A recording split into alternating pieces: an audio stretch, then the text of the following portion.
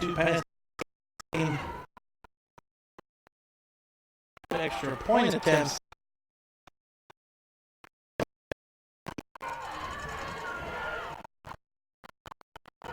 And the other side, he's going to be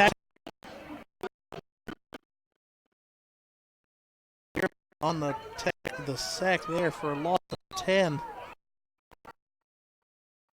In second.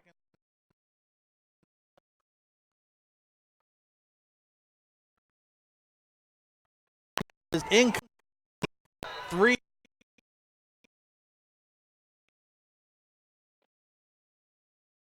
There.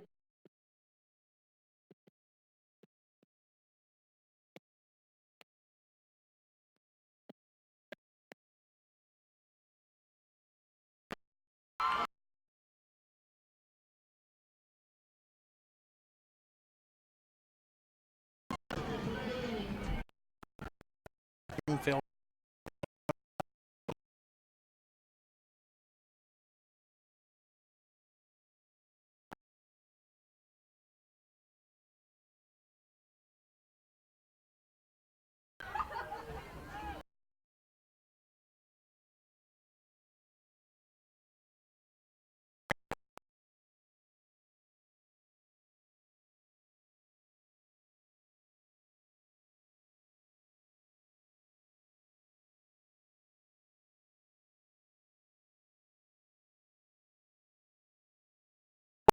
Sixth grade Super Bowl.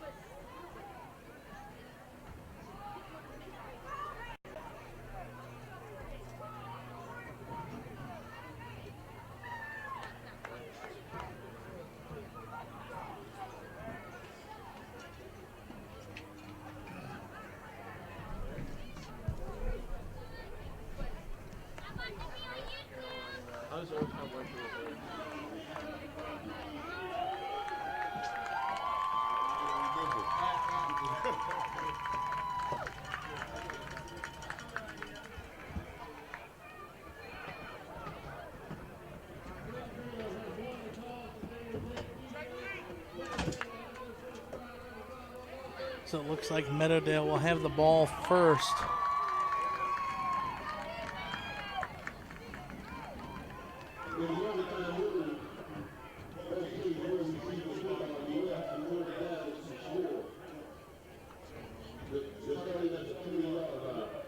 So Meadowdale will have the ball first.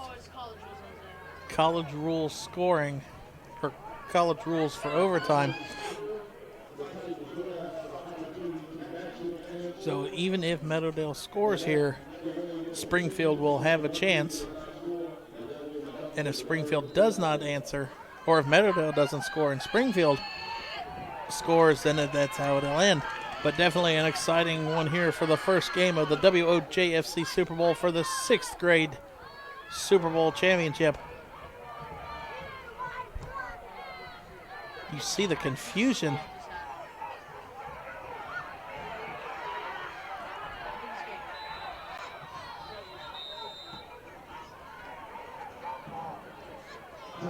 Meadowdale takes its timeout here in overtime as they were all confused. You saw the offensive line jumping up and down and screaming.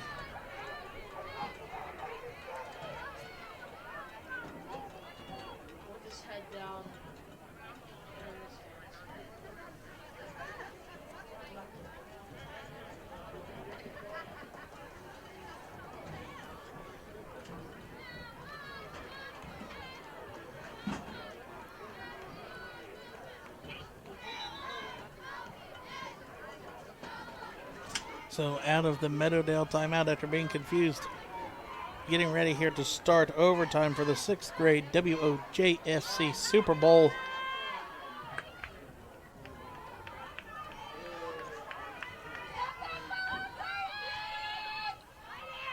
Meadowdale's going to hand it off to a fullback position, and he is tackled for no gain at the 20. Malachi Ringer's run there went nowhere. Tackled by number 6, Youngblood, and number 6, Brannian.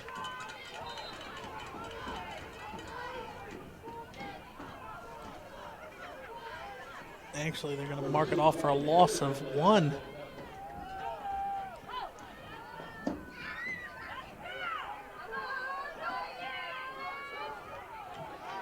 So it's going to be 2nd and 11. Going to be a long handoff to the outside. Gets across the 20 down to about the 15. Youngblood on the tackle, but I think Ringer with a nice run there on 2nd down. Or actually, sorry, that was number 6, Roderick Owens.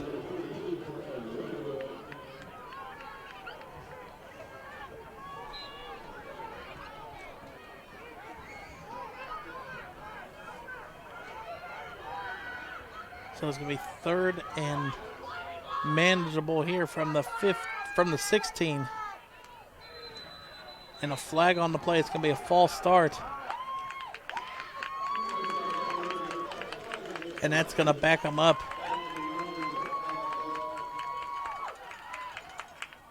It's going to mark them back out to the 21.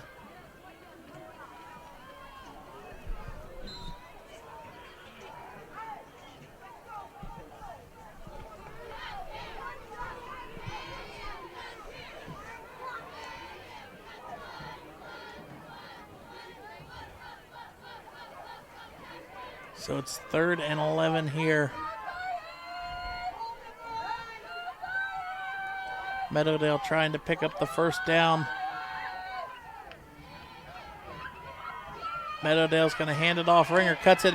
Ringer's at the 10. Ringer stays on his feet at the 5. Dives for the pylon, and he is in. Correction. Roderick Owens from 21 yards out in overtime.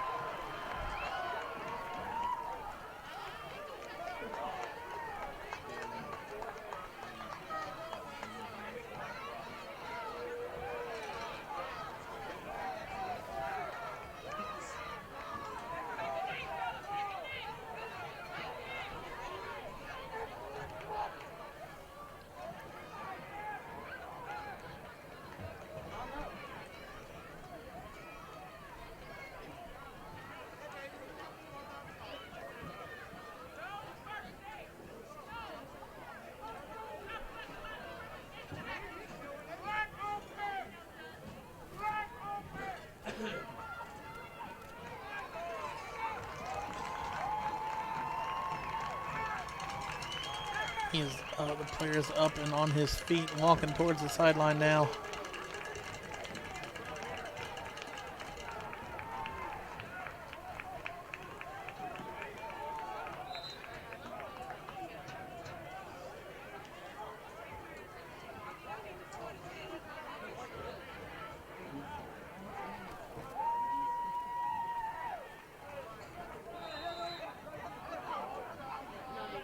Now Meadowdale coming out to try for the extra point.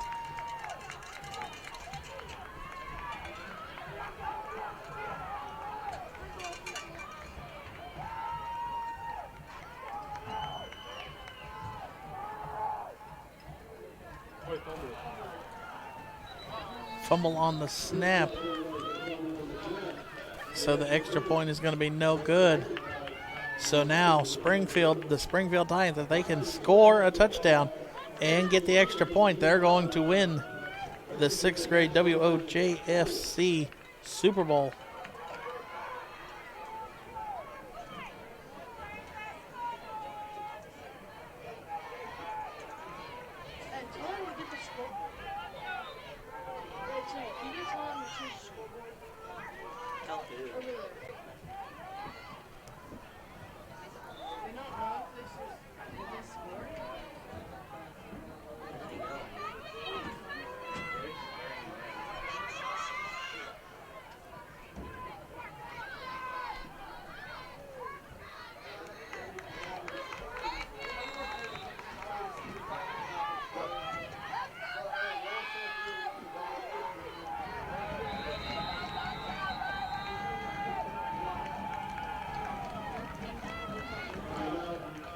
And the Titans are going to take a timeout here to start their possession in the overtime period at the 20.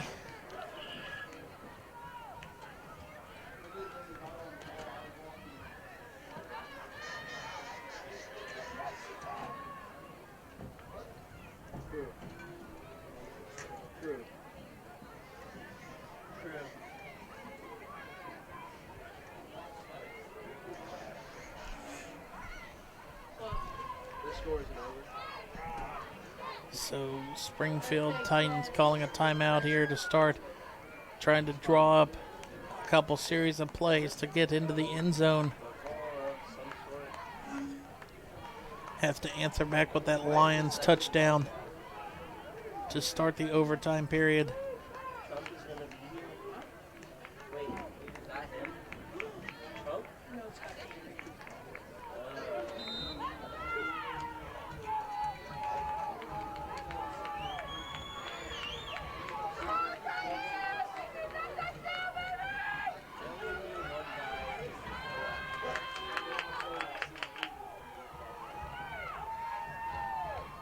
Springfield's going to line up in shotgun. The quarterback's going to take it out of it and run. And he is going to be pulled in for a loss of 5 on the play. But let's see what the flag is. Either a horse collar or maybe a face mask.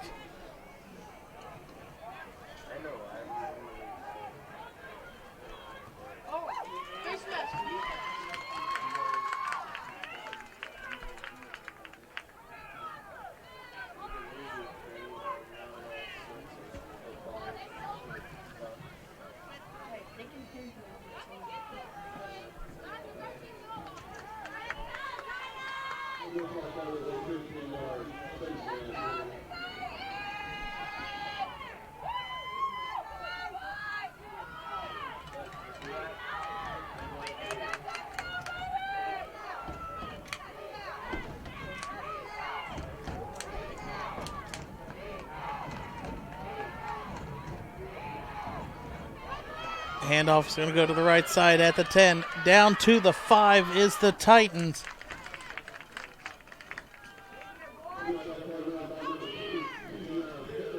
Kevion Fair with the run.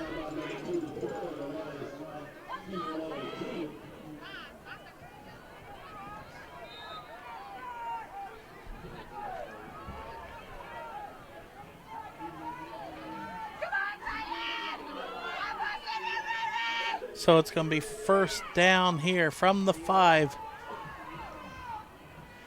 Handoff's going to go right up the middle. He's going to run to the right, and he might get a gain of 1 on the play. Tackled by a slew of Lions. Fair with the carry.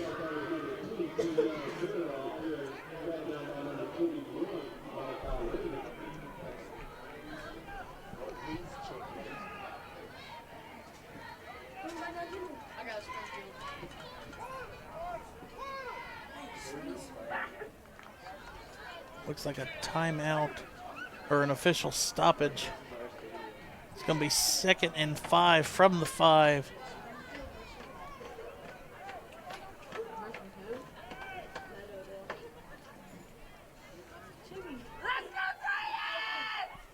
Springfield needing to find the end zone here.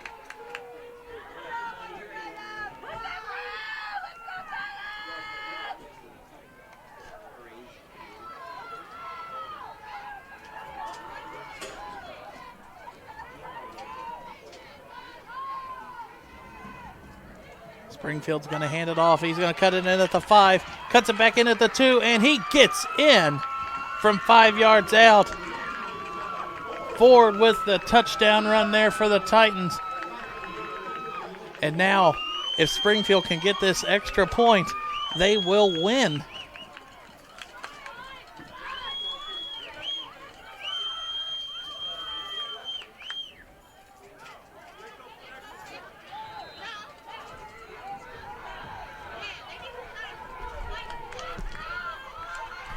Springfield going for the Super Bowl championship on this play.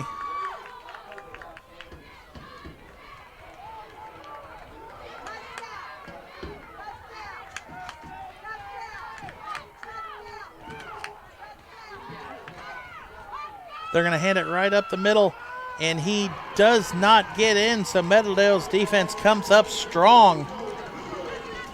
So we're going to go to a second overtime.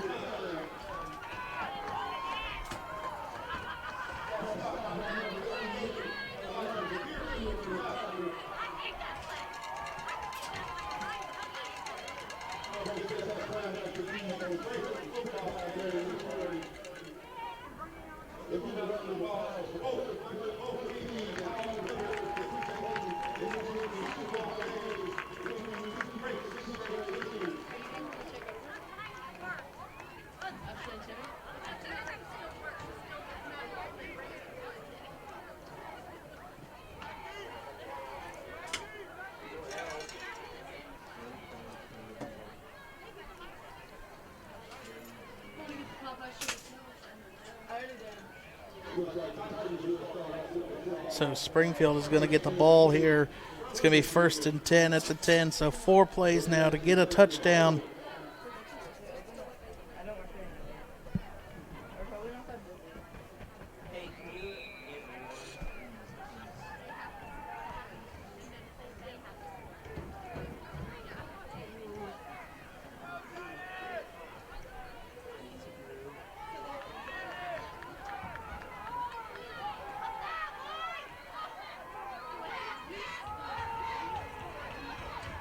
Fair with the carry. Fair turns to look like a tackle for loss into about a gain of 5.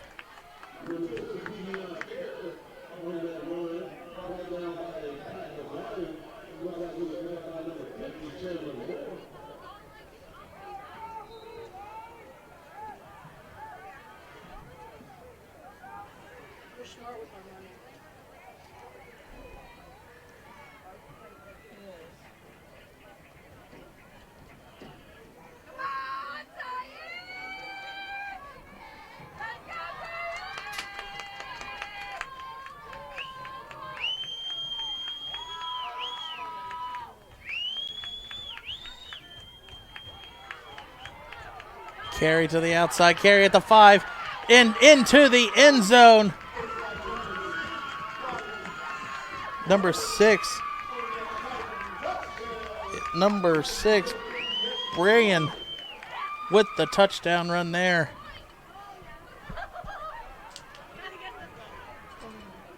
Now they're on to go for the extra point.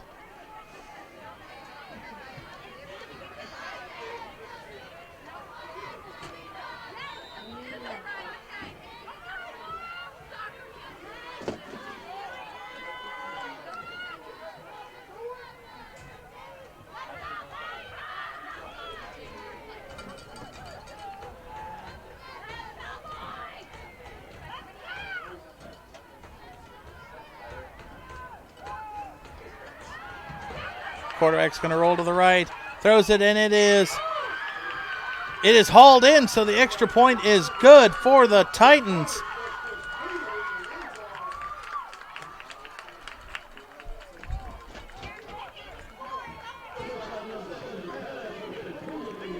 Christopher Wallace's pass was complete.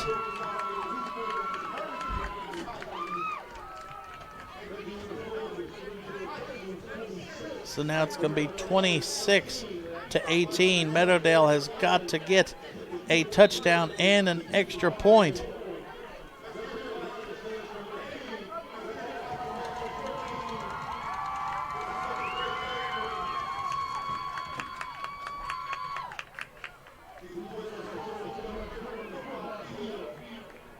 Meadowdale first and goal at the 10.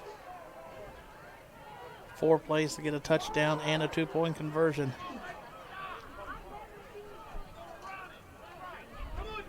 It's going to be a carry to the right. He'll be tackled at about the 7. Roderick Owens with the carry there.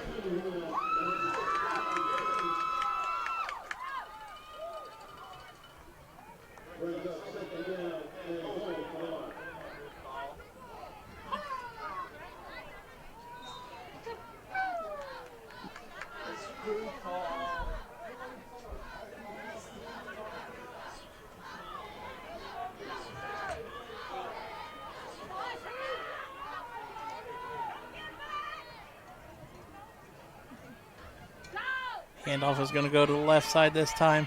He's going to reverse field, cut back in, bounces off his own defender. Breaks another tackle. He's down to the 5.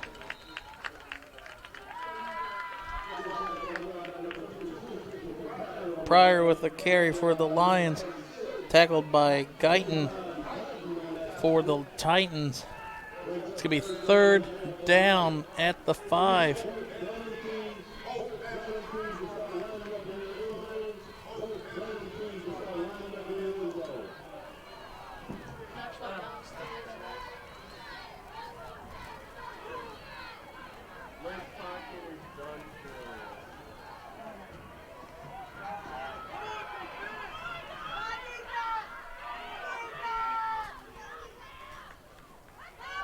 Carry, quarterback's going to run it around the other way, and he's going to be tackled, maybe gets the line of scrimmage, but pushed back, and it's going to be 4th down here.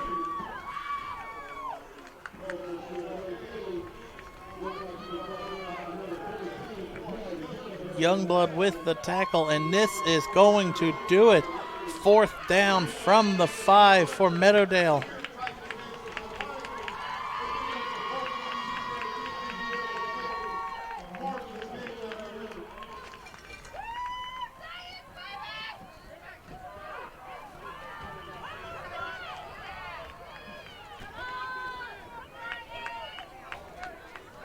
This is it right here. 4th and goal from the 5 for Meadowdale. Meadowdale's back to pass, and the quarterback is going to be hit in the backfield for a huge loss, unblocked, and Springfield is going to come or hold on and win the 6th grade WOJFC Super Bowl 26-18. The Titans celebrating on the field. What an outstanding game, and a way to start it if you're watching live on YouTube. What a way to start this game of this day of Super Bowl championships. The 6th grade teams come out, go into double overtime. A great show.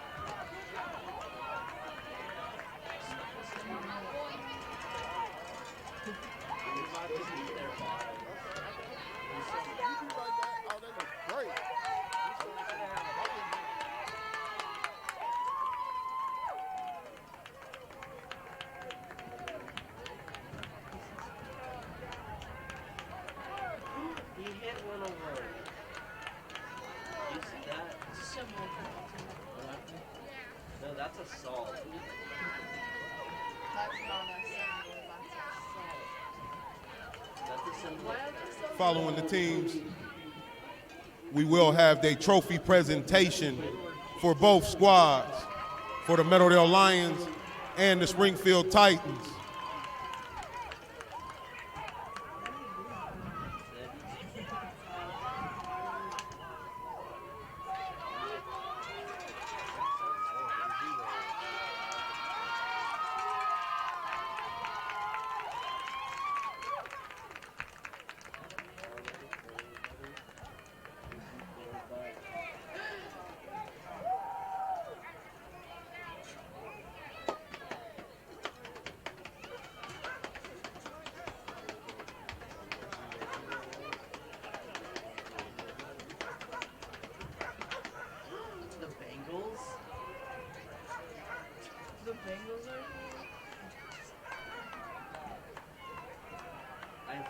supposed to miss. The Bengals are supposed to score. Oh my God. The Bengals. Yeah, they're 0-8 too. Oh, they're about to give their coach. Oh, I thought that was Gatorade. They are. They're going to give him a Gatorade shot. On a freezing cold day like today.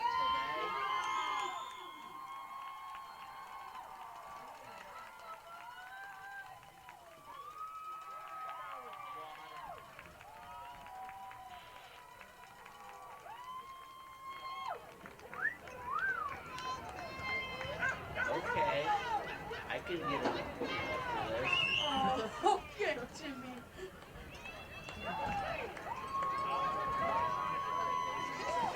Don't worry, actually.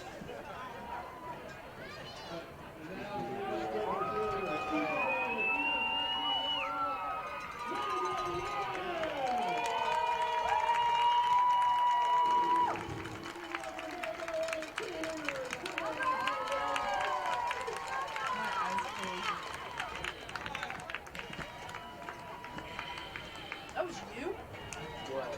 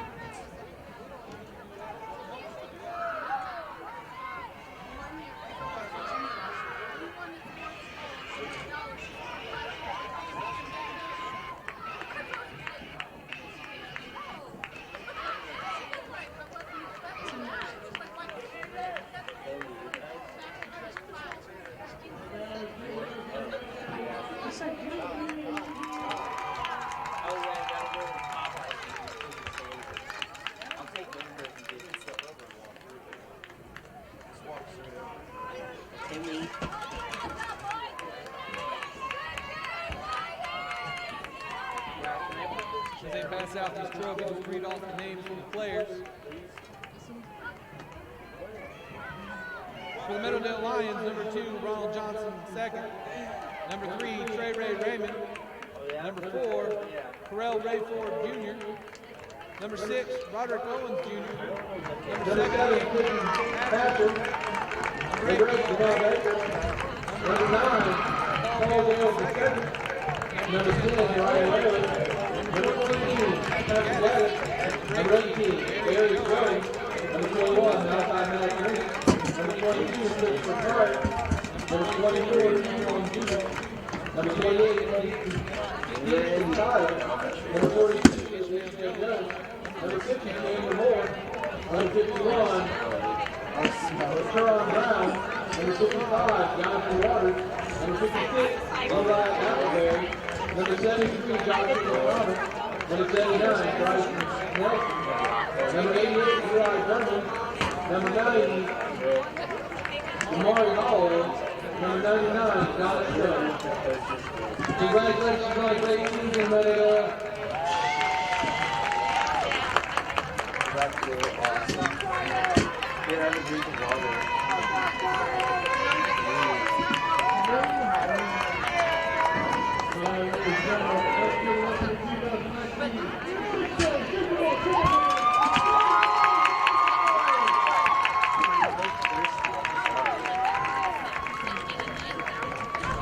Oh, you already have something.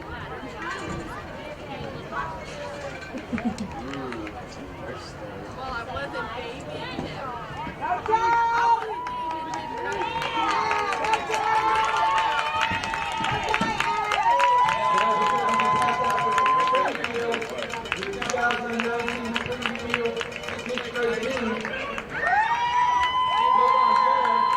Number 4, Julius Jackson. Number 5, Charles Payne. Number 6, Lowell Brennan. Number 7, TJ Wallace. Number 9, Josh Evans. Number 12, Charles Smith. Number 14, Samir Youngblood. Number 15, Uriah Reed. Number 17, Washington Ford. Number 19, Ace Warren. Number 21, Tim Myers. Number 23, DJ Lewis. Number 20, Or Max from Jeff.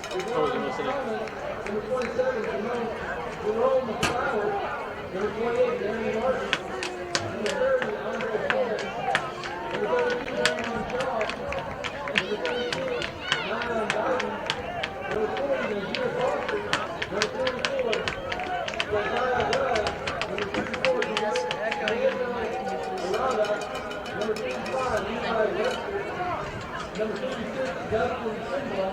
Number 59, Will Flood. And number 83, Connor Yu. Congratulations, Springfield, on a great season.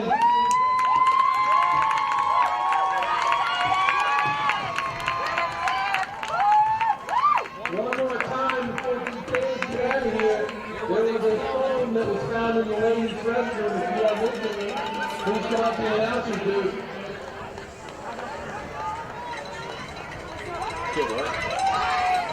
Shall I lock on 50?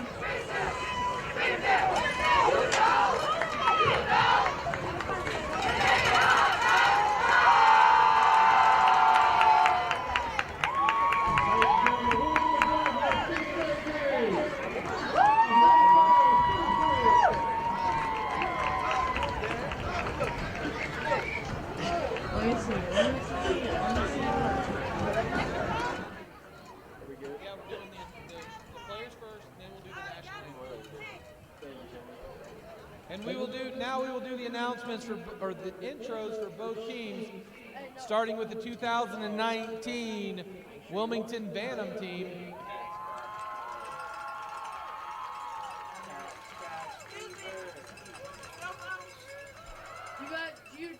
Are you missing one? Yeah. They're right over there.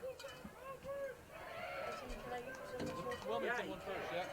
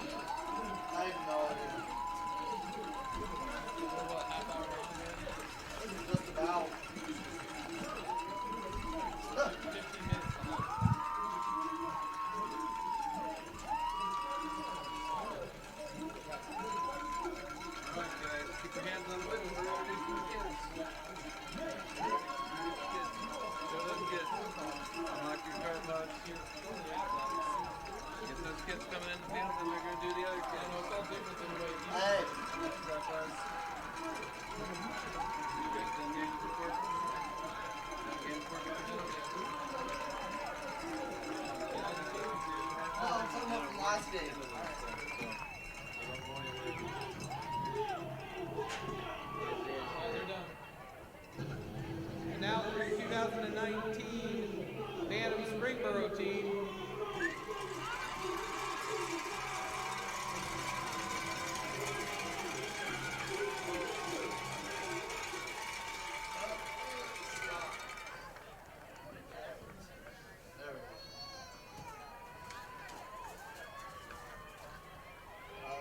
Cheers, track 1.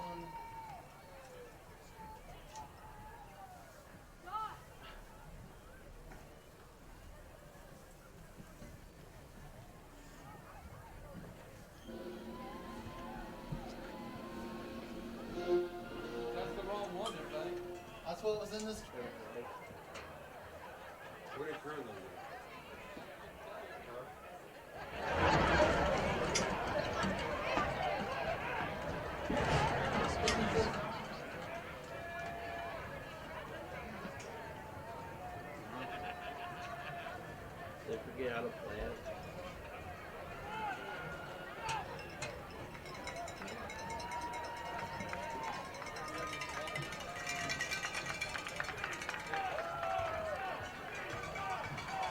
Usually light and clear.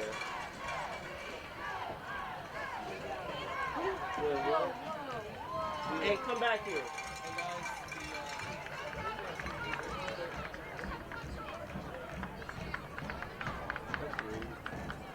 Did I just dash something?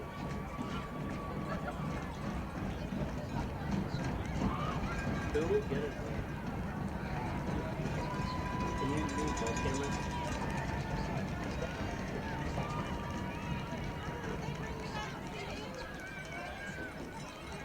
Well, But it's a national anthem CD. It doesn't have their CD in it. Here's the CD they brought us. your mother, CD when you pull the CD out, it says national anthem. 2002.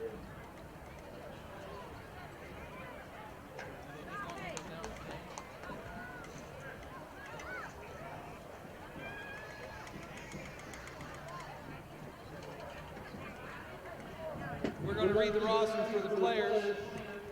Number 1, Deuce Calhoun. Number 2, Blake Farley. Number 4, Blake Mitchell. Number 6, Lennon Maddox. Number 8, Adam Moore. Number 9, Nolan Evans. Number 11, Cooper Murdoch. Number 15, Luke Howe. Number 17, Benjamin Nelson. Number 18, Camden Long. Number 19, Conley Hill. Number 21, Kate Bates. Number 23, Benton Robertson. Number 25, Ryan Kenny. Number 27, Logan Halbert. Number 34, Carter Mullins. Number 36, Adam Mahaffey. Number 41, Parker Yard. Number 57, Ricky Harper. Number 68, Max Pierce.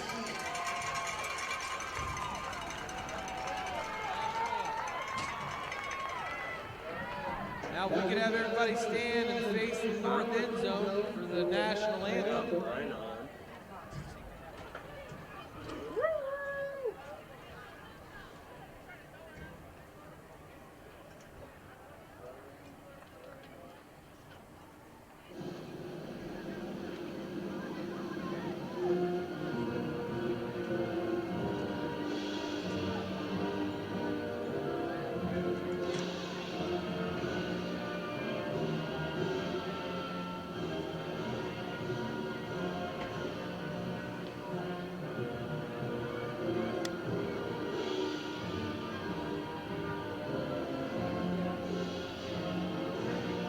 Wiggle.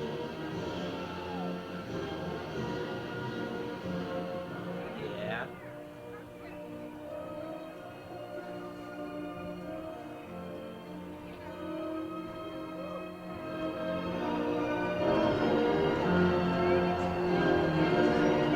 All right.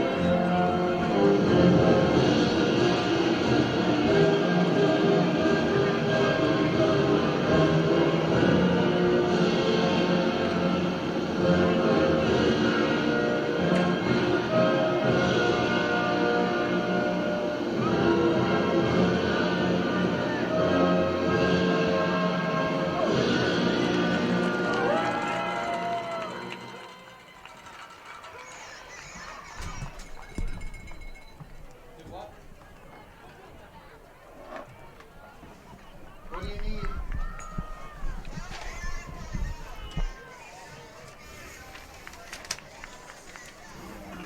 Hey, just a reminder,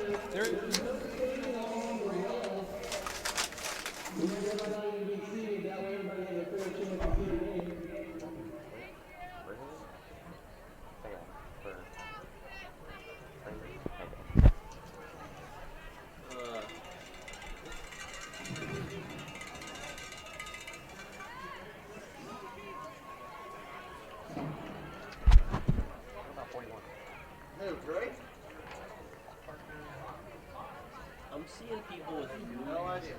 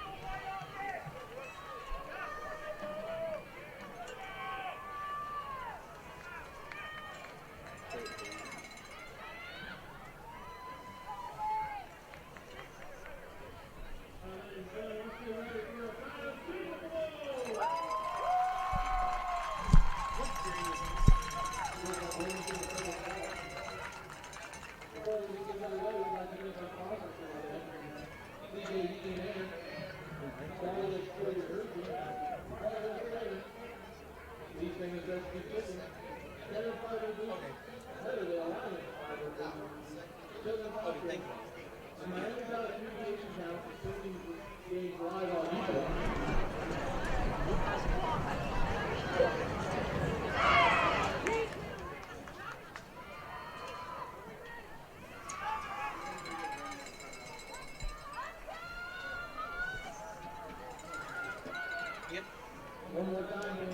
are ready. All right, here we go.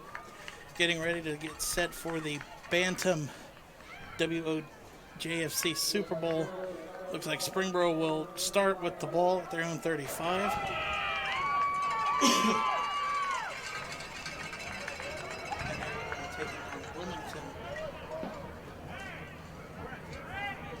Springboro is the number 1 seed to the game.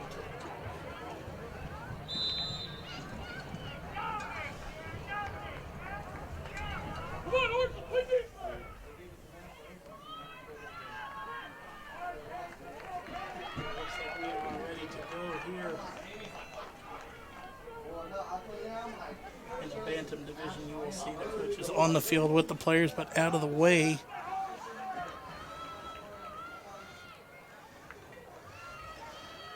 And a long outside handoff.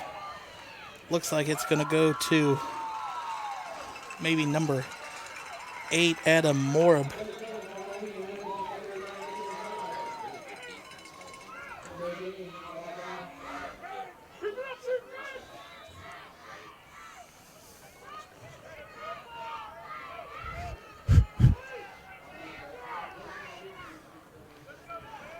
So it was no gain on the play for Springboro.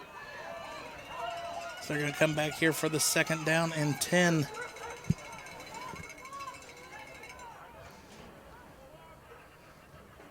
Snap is going to go, and it looks like the quarterback is going to keep it right up the middle.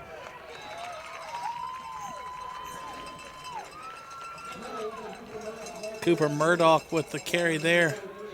And it's just so funny to see how these kids bounce up and run right back to the coach.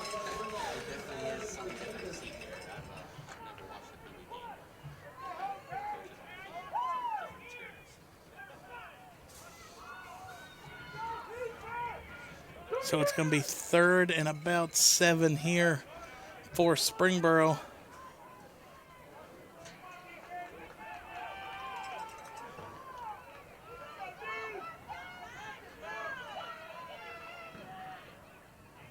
Quarterback's going to roll to the right, and Murdoch is going to keep it. Blockers out in front of him. One gets through, but Murdoch cuts it back in, and he will be right at the 1st down marker. And the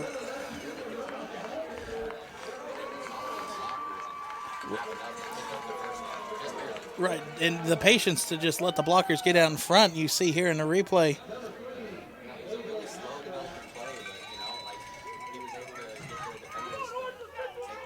And then was able to sneak forward for a 1st down. So Springboro picks up 1st down there, and they keep the drive alive at the 45.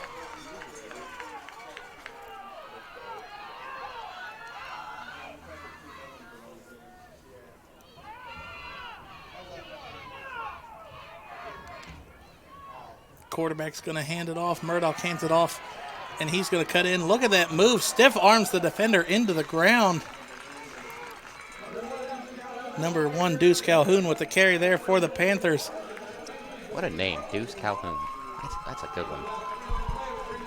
Seems like a good running back name. I mean, that was an excellent stiff arm. He just put the defender right in the turf. Yeah, good toughness by the young guy.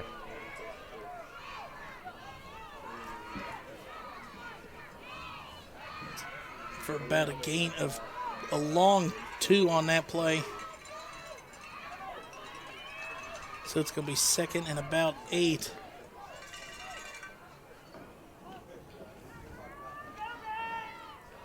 Now you're going to see Murdoch's going to go in shotgun formation here. And Murdoch is going to run to the right. He lets the blockers get out in front of him, and he gets about a gain of 3 or 4 on the play, but there's a flag on the play. That was a really, really nice, that was really good vision there by Cooper. For a minute, it looked like he was going to take the outside lane, and then last second he cuts inside, and is able to pick up about 5 yards. And that was a holding penalty against Springboro, so they're going to back up to the 40. So it's going to be about 2nd and 15. But Murdoch, just the way he has the ability to just sit there and let the holes develop. Yeah, great patience for such a young runner. And he's going to line up in shotgun again with 2 running backs to his left. And he is going to hand it off to Deuce Calhoun. Deuce Calhoun with a cutback, and he is tackled maybe for a gain of 1. Aiden Ashcraft there on the tackle for the Wilmington.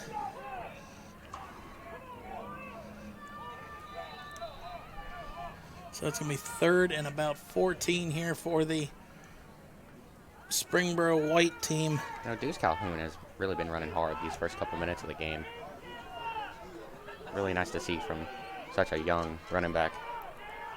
And now let's see what kind of play call the Springboro coaching staff calls for 3rd and 14.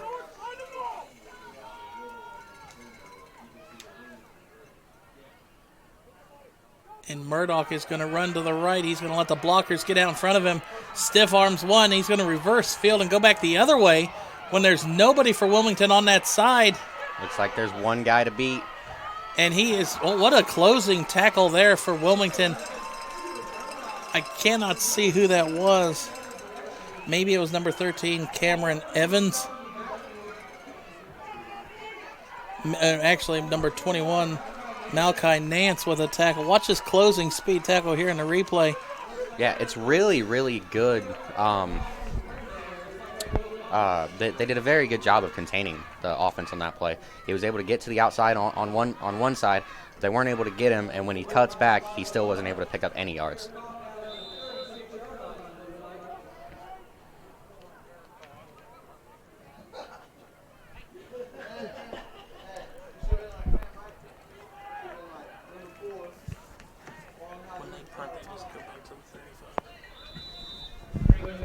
So it's going to be 1st and 10 for Wilmington at the 35.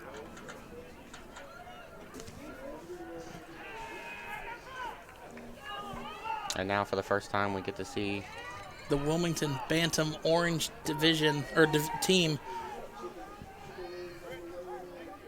Single back formation.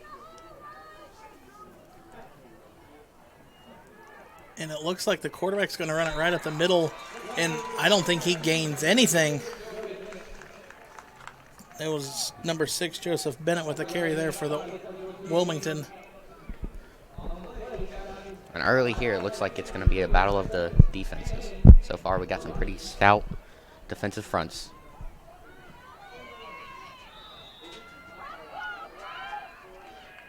We approach 4.5 minutes left here in the Bantam division for the WOJFC Super Bowl.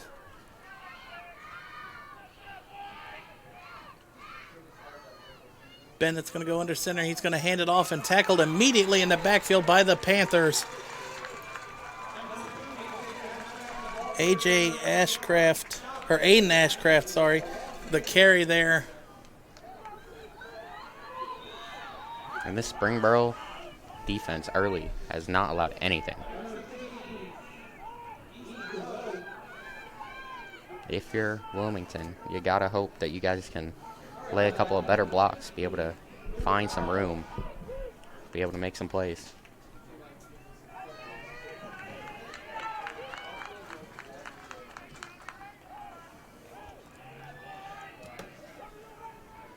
Now it's going to be 3rd and about 12, 13 here for Wilmington.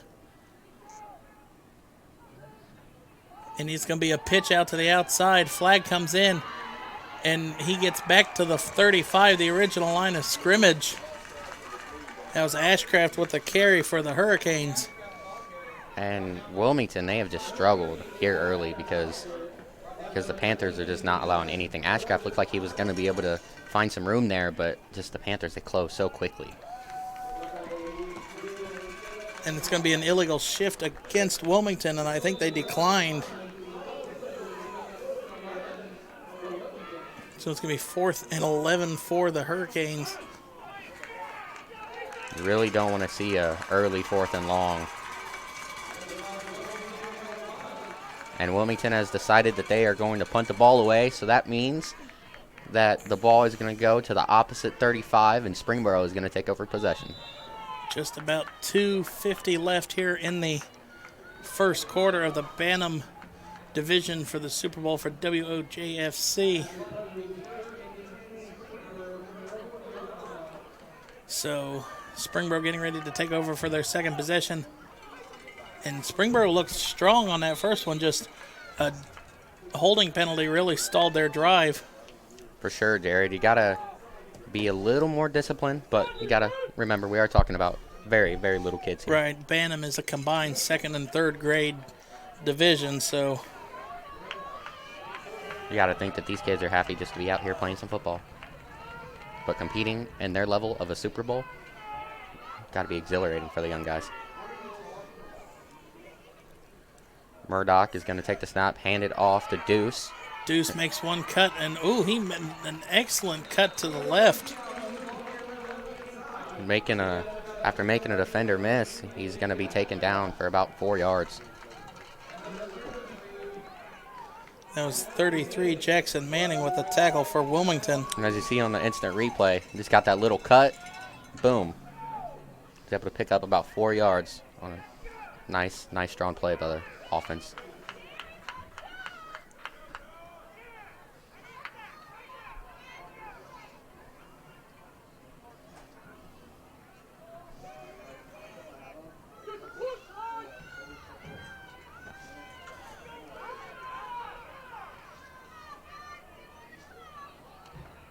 Murdoch is going to take the snap. He's going to keep this one.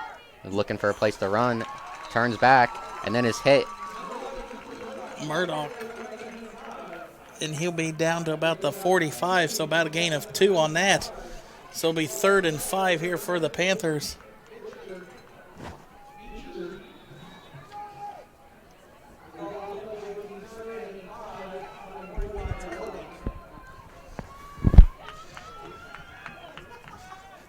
So 3rd and 5 here for the Panthers.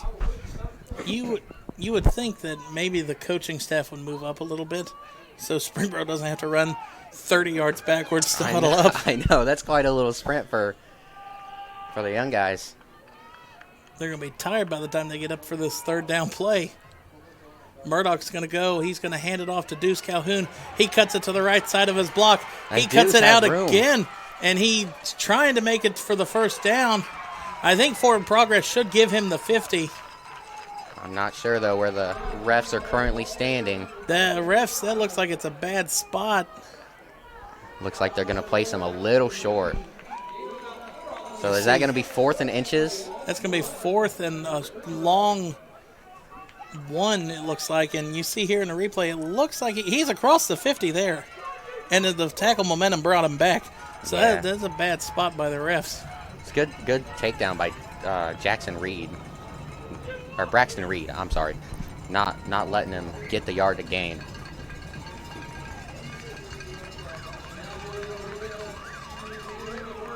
And that is how the end of the first quarter of our Bantam WOJFC Super Bowl championship game will end.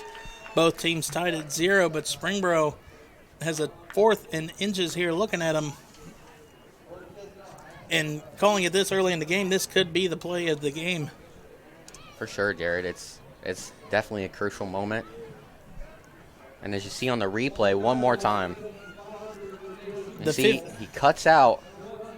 And then he cuts back in, and the ball crosses the 50 right there. Yeah, that's definitely a poor spot by and I our want to know reffing crew. What is that ref looking at? He was right there on top of it.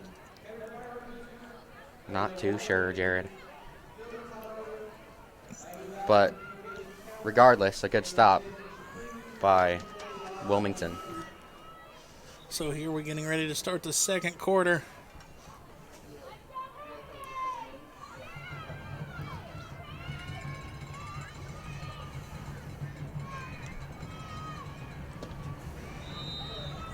Here's Springboro's fans trying to pump up the offense here, rumbling the stadium below us.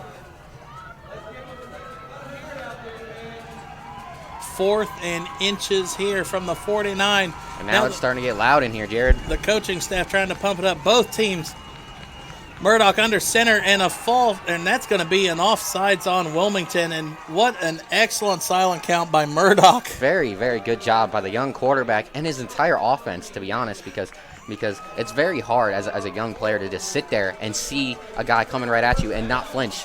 And, you know, they just knew we're trying to draw him off on this play, and they stayed disciplined. Right. And as you can see, number 21 jumps off sides. That's Malik Nance. What a play by second or third grade. Just the confidence to go in there and just silent count them and get them to jump like that. That's a pro move, Jared. Now Murdoch's going to hand off to Deuce Calhoun. He cuts it back in and gets down to about the 42. You know, watching Deuce Calhoun run is really fun, man. He doesn't go down after first contact, and he's really good at finding holes in the defense. I know. Can't wait to watch him get up to the high school level. Oh, that's going to be here fun, in Jared. A handful of years.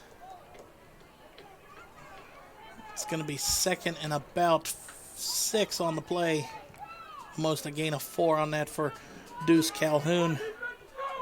And that's really what I'm saying, Jared. Like, he got hit, like, right at the line of scrimmage and then stumbled forward for 4 yards. We talk about that in college and high school and in the pros and how that's such a useful skill. And we see a second grader, first grader down here using it. Murdoch is going to fumble on the snap. And that's lucky that the ball bounced right back up into Murdoch's hands. For sure. And that's going to be a loss of about 1 on the play. The longest drive of the game so far. And if you're Springboro, you don't want to give away this opportunity. For the first time of the game, you're on the opponent's side of the field.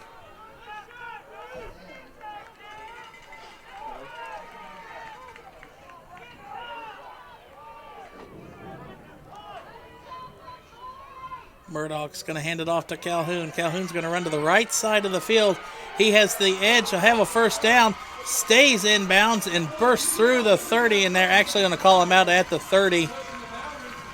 What a great run by Deuce Calhoun, man. I know we've talked about him a lot here early, but he's so explosive for such a little frame. And shout out to the offensive line for getting him to sealing the blocks on the edge to get him out to the edge to run for about a gain of 16. For sure, Jared. You build your teams from the offensive and the defensive line, and so far they've done a good job on both ends, the Springboro Panthers. Now they're going to come out 1st and 10 here at the 30 as we approach 8.5 minutes left in the first half of the Bantam WOJFC Super Bowl here in Roush Stadium in Kettering, Ohio. And Murdoch's going to fake the handoff to Calhoun, and he's going to roll to the left. Murdoch evades 3 defenders, and what a shoelace tackle there by number 2, Benson Harpin. And Murdoch able to get the edge and pick up about 5 yards. But what a tackle there. We'll watch it at the end of this. But watch Harpin's tackle here, number 2 for the Wilmington. If he doesn't get him, Jared, I'm not sure if anyone does. And he just gets his hand right on the foot to trip him up a little bit.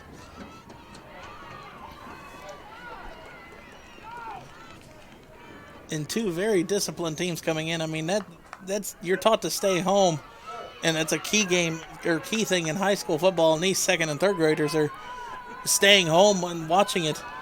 Executing at a very high level here early in the game, Jared. Murdoch is going to take the snap, hand off to Deuce. Deuce cuts right up the middle and is going to pick up 5. And Calhoun will be right at the first down marker. Let's see what the refs say, and they're going to give him the first down. This young guy has the makings to be a workhorse high school back.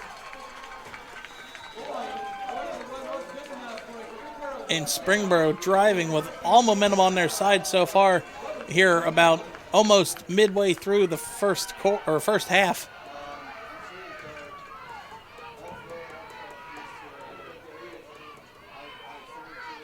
Calhoun's going to get the carry. He's going to cut it out, and he is going to be tackled at about the 16, so about a gain of 3 on the play. Good stop there by Wilmington, because if Deuce is able to find the outside, he's gonna take that one to the house. And you watch here on the replay. I was waiting for him to cut out to the right more. If number 32 doesn't make that tackle, or if Deuce makes a jump cut outside, that's a touchdown. So great tackle by Raylan Goins. The timeout on the field here. Springboro is going to have a 2nd and about 6 with 6:40 left in the 2nd quarter here of the WOJFC Bantam Super Bowl.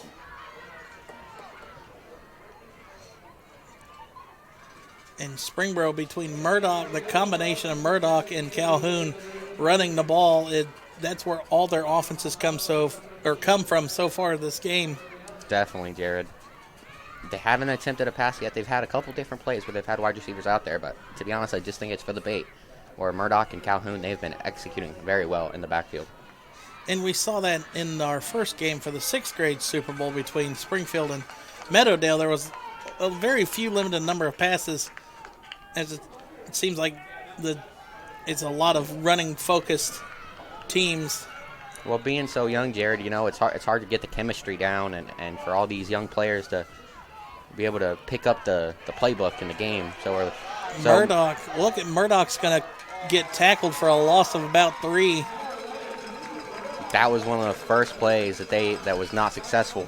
And Aiden Ashcraft and Braxton Reed were in there together on the tackle. So a loss of about 2, so it'll be 3rd and 8 here for Springboro. And I think that's, like you said, the worst play for Springboro so far this game. But if you're Wilmington, now it's time to make your stand. 3rd and about 8.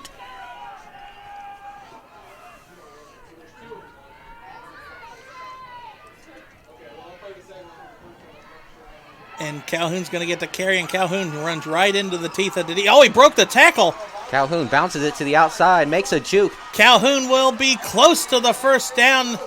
It looks like it's about a yard short from our vantage point. But what about Deuce Calhoun? We'll take a look at this replay. This kid has been so impressive early, Jared. Just the footwork and the patience as a running back. And just look, he says, I'm not going down. Breaks a couple of tackles. Marshawn Lynch stiff-armed him and cuts it out for about a gain of 7. We're talking about a 2nd grader here, Jared. And he just put the defense. He was wrapped up. His arms were pinned against him, and he pushed him off. And Springboro, I think, takes a timeout. And they look like they're going to go for it on 4th and 1. Or, 4th and inches. Well, last time they had a 4th and inches, they were able to draw the defense offside. So maybe we try the same thing. Maybe, they actually run the play this time.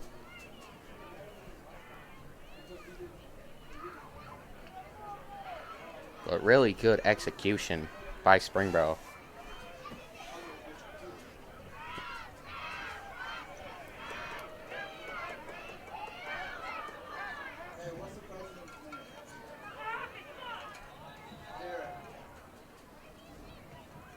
Now some confusion, it looks like, between which players you want on the field.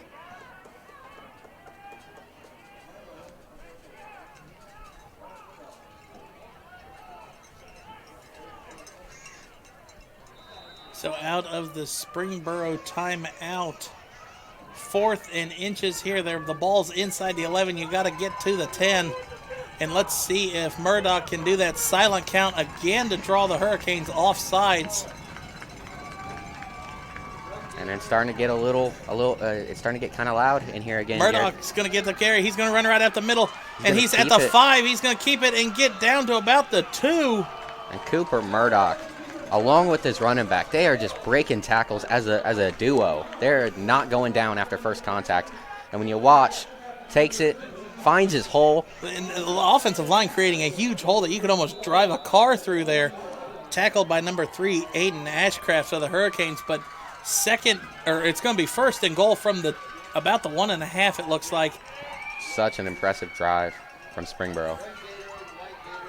And Murdoch's going to keep it himself, and he's going to walk in untouched from a 1.5 yards out. And Springboro takes the lead for the first time, 6-0. That was great. Once again, Jared, it's our offensive line just clearing holes. They got the push here. You're going to see in the replay. And look at the offensive line has pushed everybody into the into the end zone. And Murdoch goes in untouched for 6. When you watch the replay, you can see there's at least 3 guys in the letters, and that's just too deep if you're going to play defense on the goal line. against a team that has not thrown a pass yet this season or this game.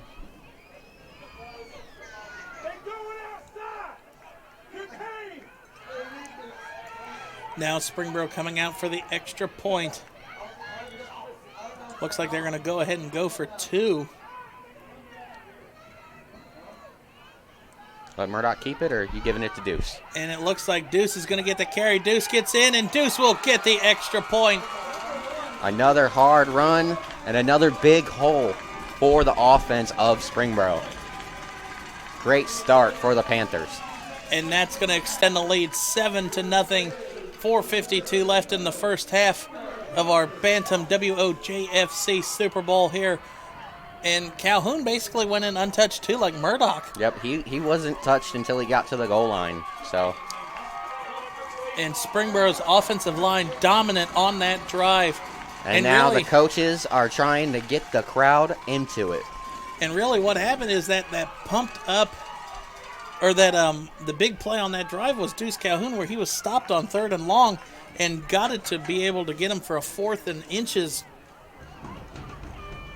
Yep, you got to keep coming against these guys. They've shown here early that if you give them any room, they're gonna kill you. And they're taking these gaps and just exploiting them for 8-10 yard runs. Springboro, between Murdoch and Calhoun, gashing this Wilmington defense. And now Wilmington's going to get their possession, their second of the game, and it's going to be a handoff to Harpin in the backfield. Flag is going to come in.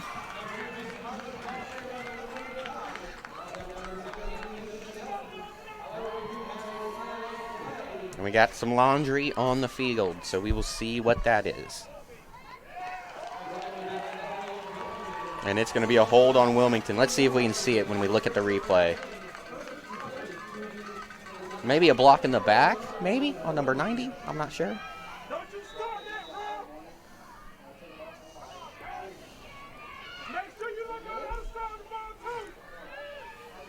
So it's going to be 1st and 20 now.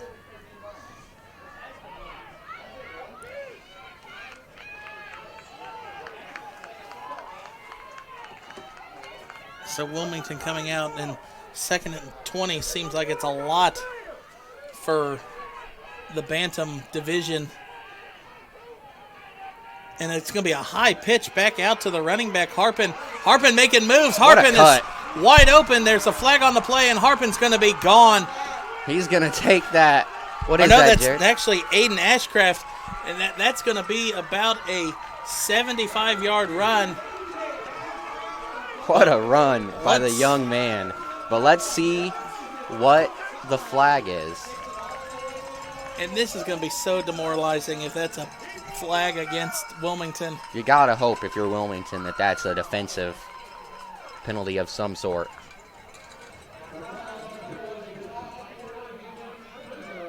So the touchdown will count, and Wilmington will score on a 70-yard touchdown run by Aiden Ashcraft. You watch here on the replay.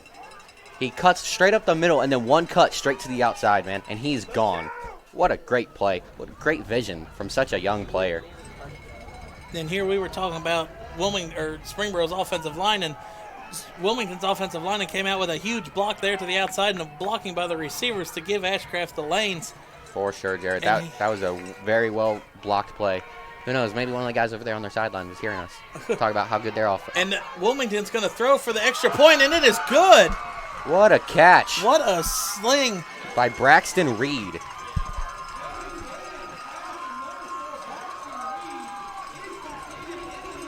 What a pass by the quarterback for Wilmington. And just like that, ladies and gentlemen, Wilmington is back on top.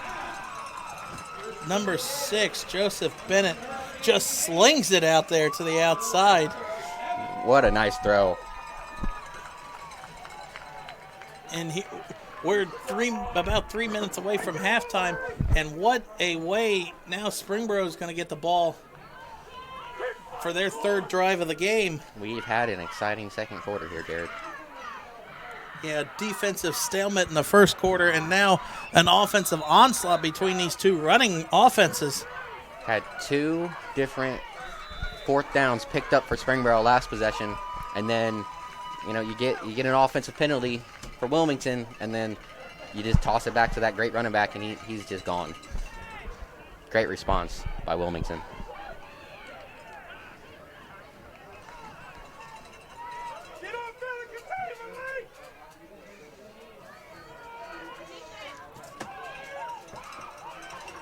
And so far, the Bantam division is living up to what the 6th grade championship game was about. For sure. And then Springboro is going to take a timeout. I believe that's their final timeout.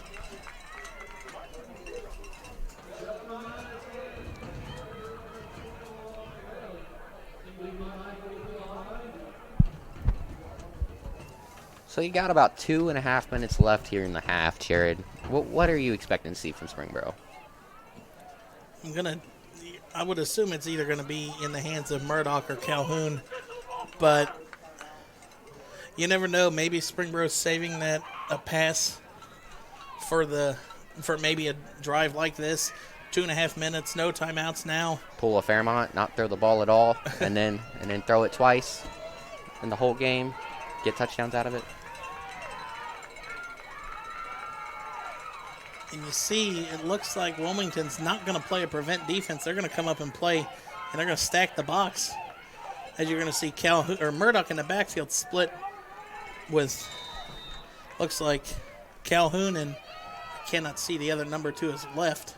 Well, I mean, I kind of feel like you got to if you're going to stop. And Murdoch's going to run to the outside, breaks the defender's ankles there, and gets tackled out of bounds at the 35.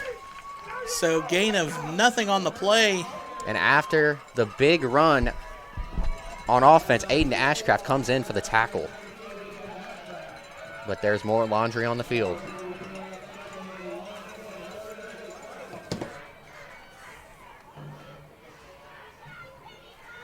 It looks like it's going to be holding against Springboro. Penalties declined, so it'll be 2nd and long. And I think they declined the penalty to keep the clock running.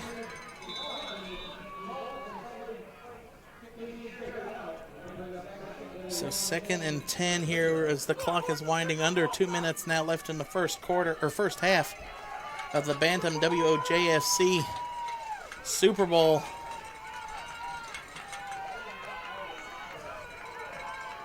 A lot of motion here on this play for Springboro. Murdoch's going to go under center. Murdoch's going to long hand off to Calhoun. Calhoun cuts it, and he gains only about 2 or 3 on the play. As we approach 1.5 minutes left, and it's going to be 3rd and about 7. If you are Wilmington, this is a time where you got to lock it up. You don't want for them to get the lead back going into the second half. And Wilmington does have 2 timeouts.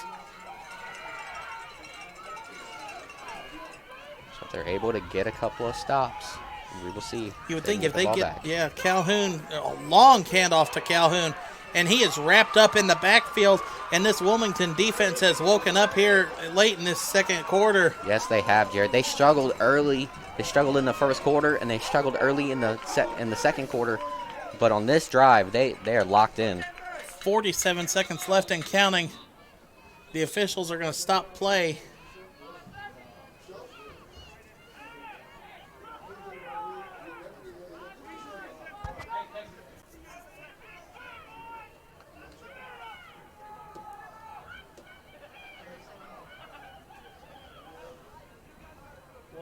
It looks like someone needs to tie their shoe. They're going to put about 3.2 seconds left back on the clock.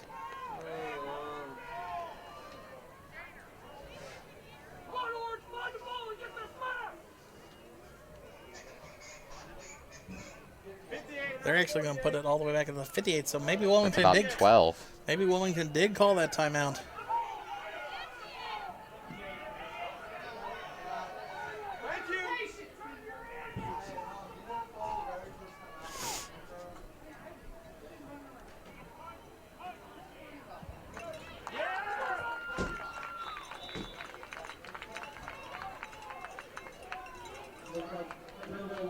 And Springboro's going to punt.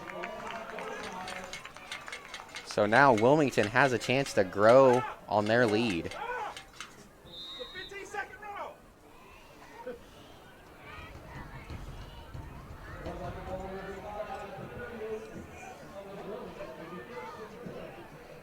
So Wilmington is going to start this drive at the 38 with 43.6 seconds left.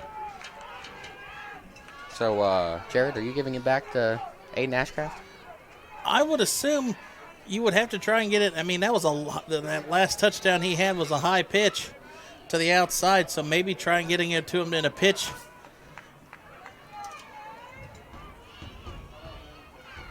As Wilmington is going to take a timeout here, maybe draw up a play, talk about it here.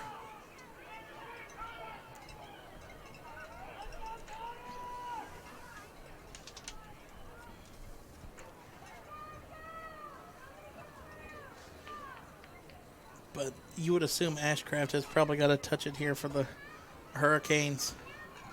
I mean, he erupted through from the blocks of the offensive and defensive, or the offensive line and receivers. The biggest run I've ever seen in a Pee Wee game.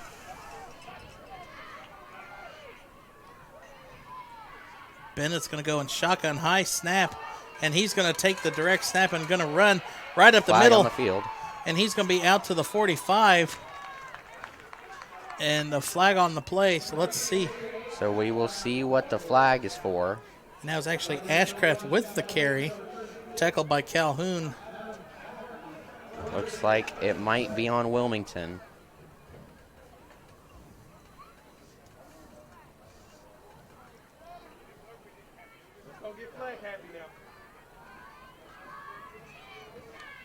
And they're going to call a false start or delay of game.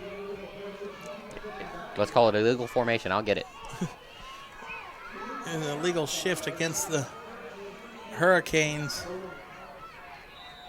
I would have called it a false start instead. You see the offensive line for sure moving up and down there, but now 37 seconds left and counting. And you're going to see Joseph Bennett under center, yep. And he's going to look at that high pitch out to Ashcraft. Ashcraft is going to get to the outside. Ashcraft, no blocking out in front of him. He's at the 45-50, and he's going to pull up and go out of bounds with about 11.8 seconds left from midfield. Maybe that's where he wants the pitch, Jared, because every single time he's made that pitch, it's been high. But Ashcraft has been able to corral those pitches and then turn them into big runs. That one goes for 20. So on 2 plays, Ashcraft has 90 rushing yards. Got a couple of impressive young running backs in this game. But 11.8 seconds left. You would have to assume probably Wilmington might have to attempt a pass here. And we saw Bennett can sling it when they went for that extra point. For sure. He delivered a nice pass, like right on target to his receiver. So let's see if we'll see another one of those.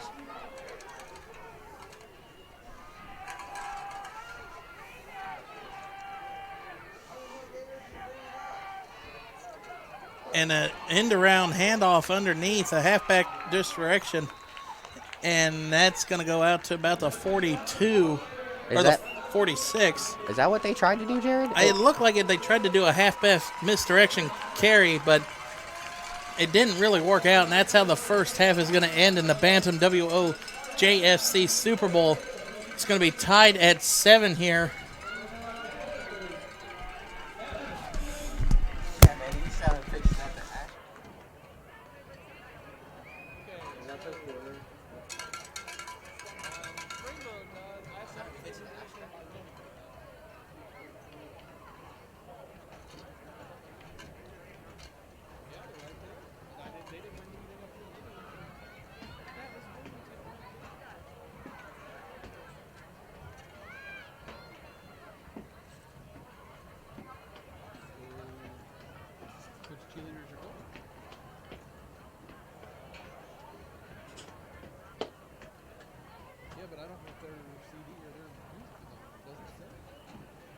Their intro CD.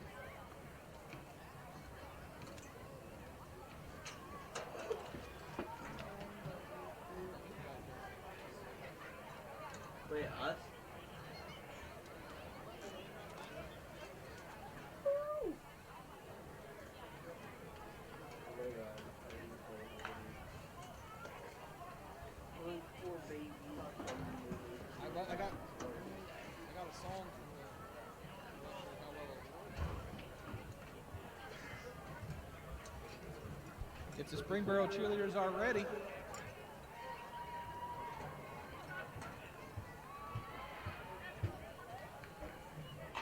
Here's the cheer coach.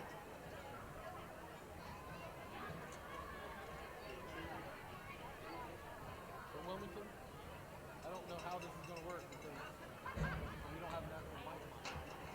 So I'm not sure if this will work. I'm going to try it with this one, but I don't know exactly how this is going to work.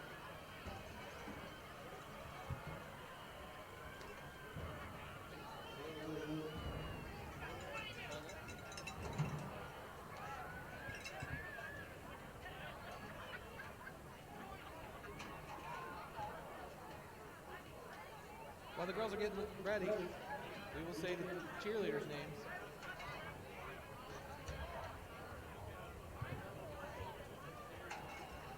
Cheerleaders for Bantam Springboro: Haven Ackers, Madison Allen, Madison Benson, Brianna Bentley, Madeline Berger,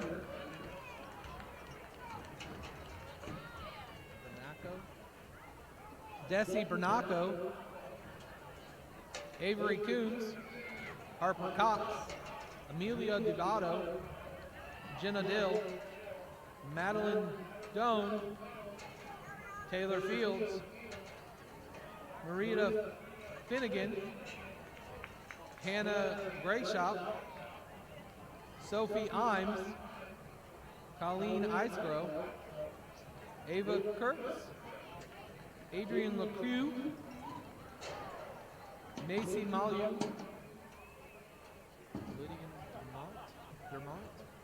Lydian Dermott, Lauren Pulaski, Anna Pope, Quinn Rams, Patricia Bryce, Della Swan,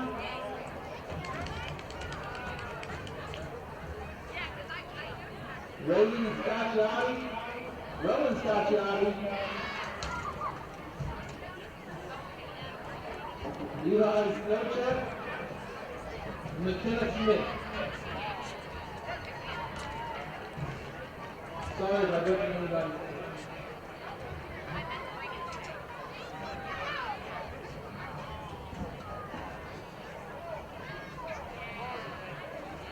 Ladies, give me a thumbs up if you're ready to try this.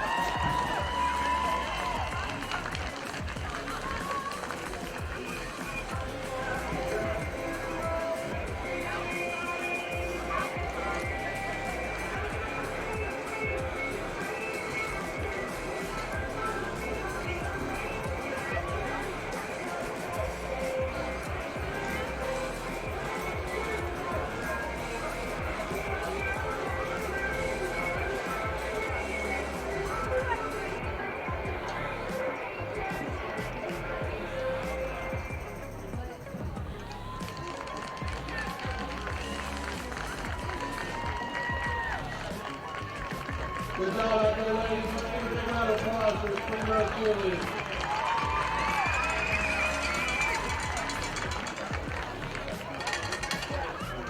Now for 2019 Bantam World History.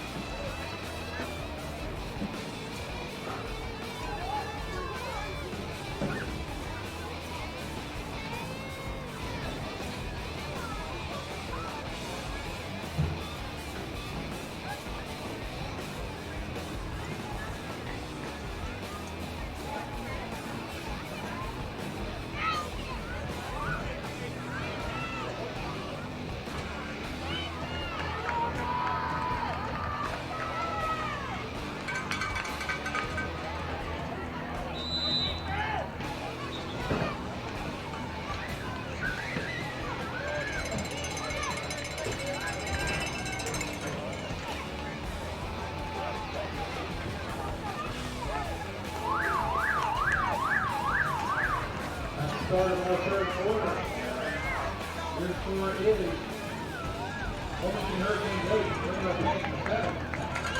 Wilmington is started the ball for their own 35-yard line.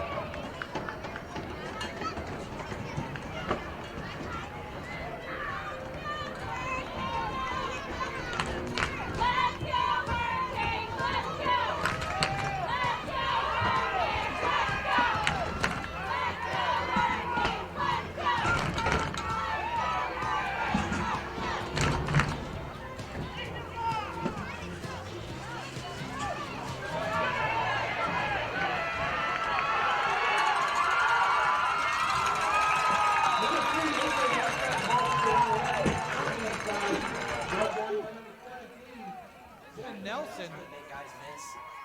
Gain of Very 12 good on all play. around.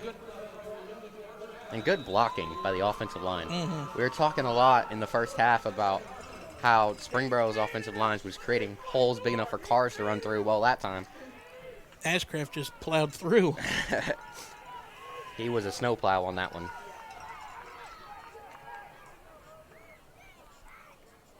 Oh, and there's a fumble.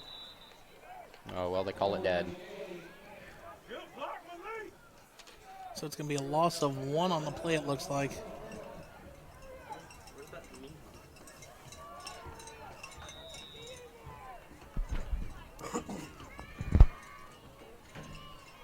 So Wilmington coming back. Wilmington trying to add to their 1-point lead. At the 46-yard line. Ashcraft, that last carry put him well over 100 yards.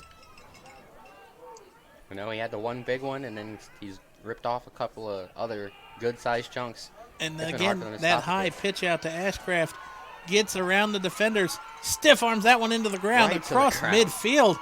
Still on his feet. Ashcraft not going down, and Ashcraft will run in to the end zone for a huge touchdown run. His name is Aiden Ashcraft. Maybe we should call him Adrian Peterson. Right. He was just bouncing off defenders on that play. There is a flag. And it's against Springboro, so the touchdown will count. Ashcraft with his second long touchdown run of this game. That one for 54 yards. You see the high pitch on the replay, and then look. Well, here's the defender at midfield. And down you go. And making then it look easy. He just bobs and weaves, heads up play to stay on his feet there, and just turns on the afterburners, and he's gone from 20. The speed, just so lethal.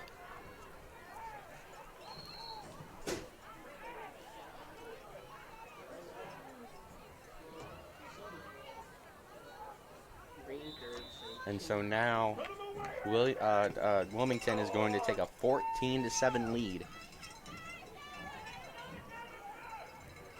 Next up is the 2-point conversion attempt.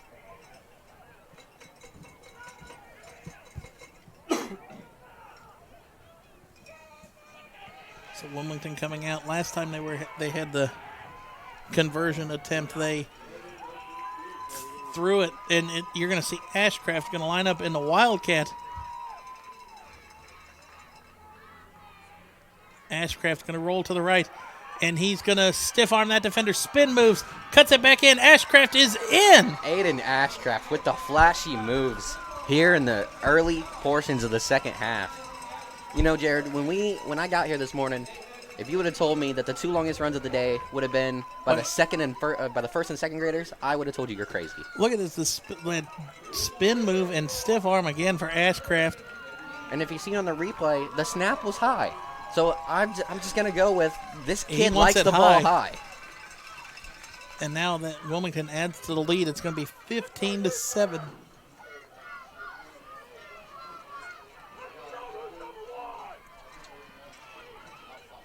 And now let's see if Springboro can answer back.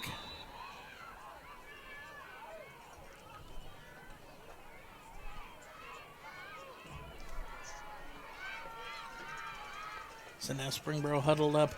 I mean, the offense has moved the ball well. You need to talk to the defense about stopping number 3 Ashcraft for the Hurricanes. Yeah, I really think if you're Springboro, he's the only guy you have to worry about because he's been so explosive. I don't think anybody else has touched the ball.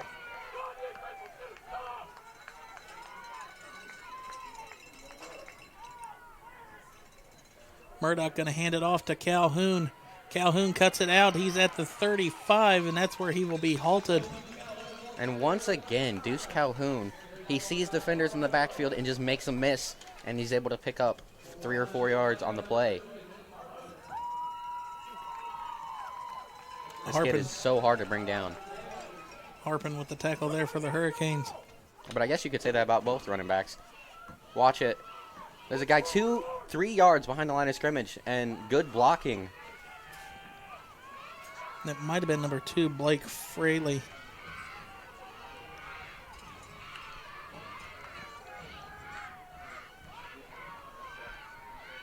And now Murdoch's going to keep it. He's going to run up the middle. He's going to cut to the outside with the blockers. He's going to change direction, and he still gets about a gain of 3 on the play. You know, Jared, watching these guys run, it kind of reminds me a little bit of Le'Veon Bell because, you know, when you're watching the pros, everyone talks so much about his patience and how he just sits there behind the offensive line just waiting for the hole. And you see a lot of that here in this game where the runners, they're very patient. They're just waiting to see something, and then boom, they find the hole and they explode through. Especially Murdoch. He is almost at a standstill until he sees a hole develop, or he's going to turn field and go the other way.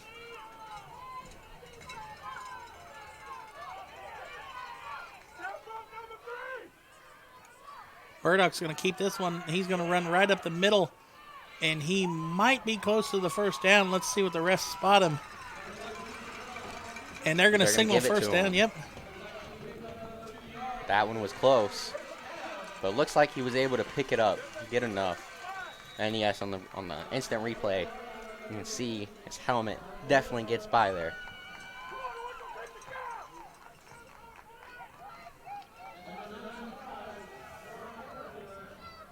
Number 95, John Keplinger with the tackle there.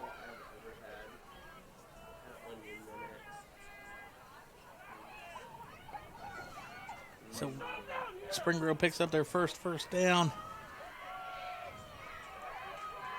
as we approach just about 5.5 minutes left in the third quarter.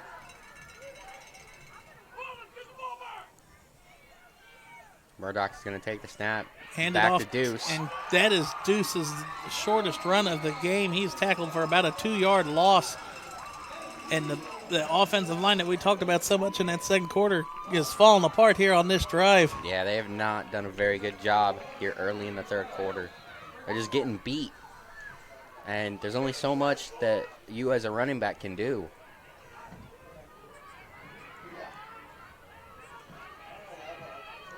So let's call it 2nd and 12 from the 38-yard line. Murdoch is going to take the snap. He's going to cut up field and just slowly working his way upfield, finding his holes, just being very patient, and he's able to pick up about 5 yards on the play. Okay, we're going to call it 3 yards. Right, the refs are standing in 2 different spots. Oh, he dropped the ball. When you look at the replay, I didn't notice that. And you see Wilmington's coach is kind of mad that the team didn't notice that he picked it up. So Murdoch kept running, but without the ball, as we're about 4 minutes left here in the third quarter. It's 3rd and about 9. Murdoch's going to scramble to the left. He's going to cut it back in, and he has tackled. What a hit. And I believe that was Ashcraft come up with that hit. Aiden Ashcraft has been all over the field on both sides of the field for Wilmington in this game. It has been impressive to watch this young man play. You see there, watch him just come up and just plow Murdoch into the ground. 4th and 10, and I think Springboro is going to punt.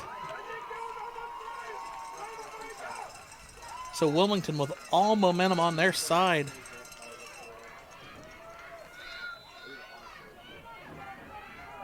You know, it looked like early it was going to be a defensive battle, Jared, but ever since the second quarter started, there's been nonstop ball movement for really both teams until now, as Springboro has struggled on this opening drive.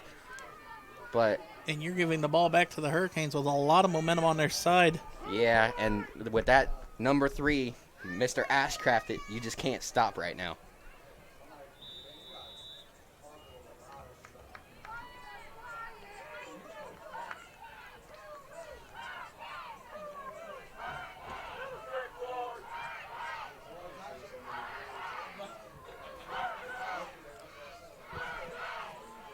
So Wilmington set to start their second drive of the second half. Bennett under center. They're going to fake the pitch to Ashcraft, and they're going to hand it off to Malik Nance. And Nance maybe gets back to the line of scrimmage. He's going to be able to make one guy miss, but then the help comes in quickly. As you watch, really good fake there. And Nance, he's able to shake number 41. That's Parker Yarv, but the reinforcements got there very quickly.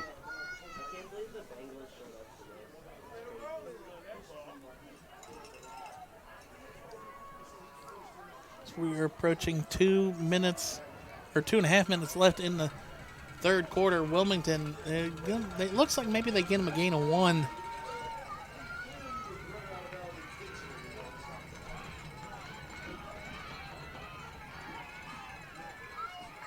Bennett under center. He will take the snap. He's going to fake it and roll to the left, and he's going to make 2 defenders miss, and he's going to be tackled behind with a flag on the play. And that actually was not Bennett. That was Benson Harpin.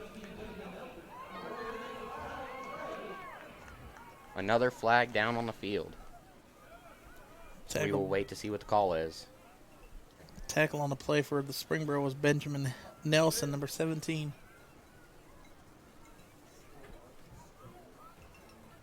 Looks like it's going to be holding against Wilmington.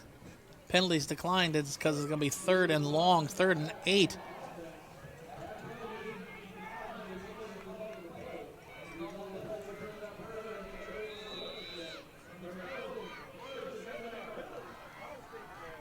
So if you're even going to think about going for it right now, if you're Wilmington, you got to pick up at least 6 yards on this play.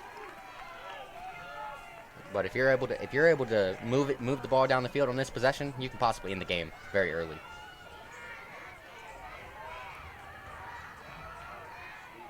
Quarterback's under center. Pitch out to Ashcraft. Ashcraft, and they're going to blow the play dead, and I believe it's a false start.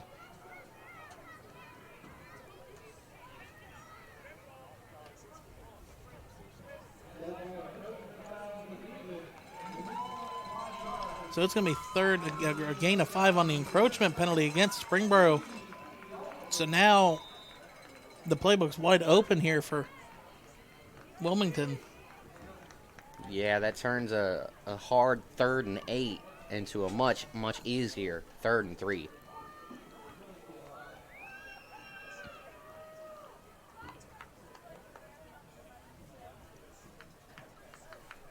So now 3rd and 3.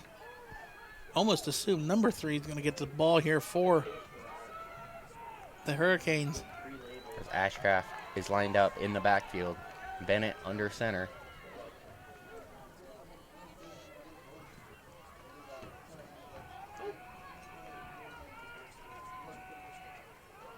And another, what a one-handed pluck out of the air. We're going to watch this in the replay. And just, that was what a heads-up play. Watch him do it one-handed and pulls it back into his body for a gain of 2. 4th and 1, and Wilmington looks like they're going to line up to go for it. That is really good awareness by a first grader, man.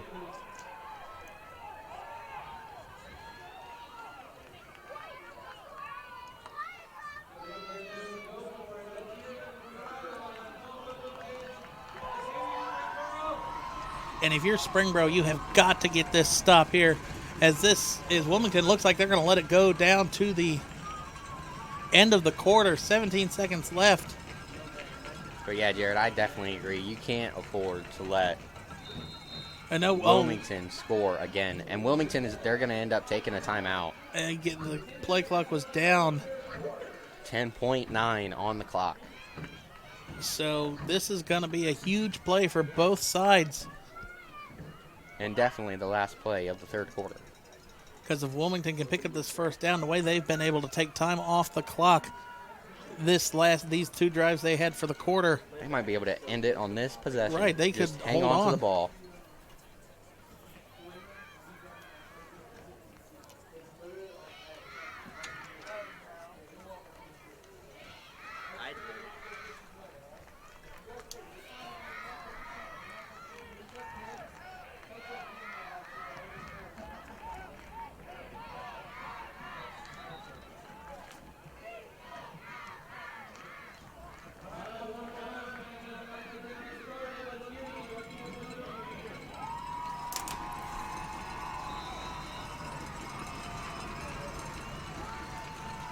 So here we go. Let's see if Wilmington is able. Maybe they can just draw off Springboro offsides like Springboro did earlier in the game. 4th and 1. Quarterback's going to hand it off to Ashcraft, and he plows through for a first down. Good hard run by Aiden Ashcraft. He just takes it straight up the middle. He's able to push his way for a first down.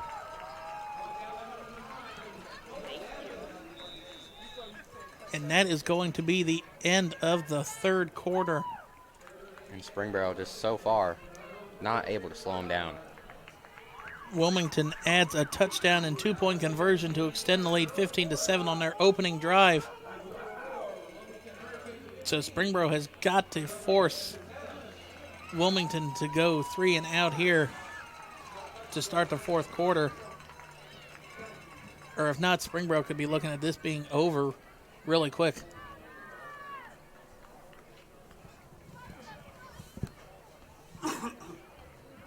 Still a full 10 minutes left, but when you don't really throw the ball, you practically have a running clock. And it's hard to, it's going to be hard for them to get the ball back and then march downfield and, you know, make this game last any longer than just the fourth quarter. Right. I mean, the 6th grade WOJFC Super Bowl went to double overtime. Springboro's got to force. Springboro's hoping for a turnover is almost what you got to hope for if you're a Panthers in the stands here. For sure, Jared. And you'd think it'd probably have to come from somebody other than Ashcraft because he has just been unstoppable. And he's got the carry. Inside handoff to the outside. Ashcraft makes another defender miss. Stiff arm. Ashcraft cuts it back in, and he is tackled at the knees right at the 30. Pain. Oh, well, never mind. He looked like he was in pain, but then he pops right back up. And that little kids can pop up. They don't feel no pain. Ain't that the truth, Jared? Oh, I don't know. Now looks like he's limping off the field, and that could be very bad for Wilmington. And I hope the young kid's okay. As you see, after the stiff arm, one more guy to make miss, and boom, gets popped right in the knee. That one does not feel good.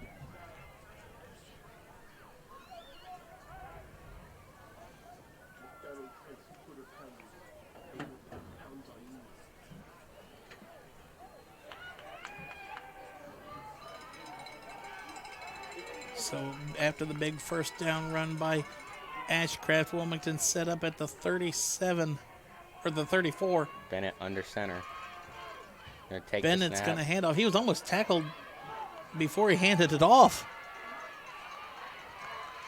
And a good second effort by Benson Harper, but even better defense by Springboro as they allowed him to go nowhere. He's gonna look like he's gonna pick up 2. And number 34, Carter Mullins, first one in there. And that on is the tackle. That's what the Panthers defense needed. They need to get the stops on the running plays. Without Ashcraft on the field, it looks like they can maybe do it.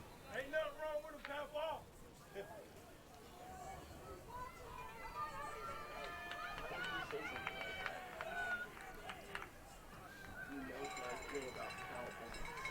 You're going to see Bennett go under center again.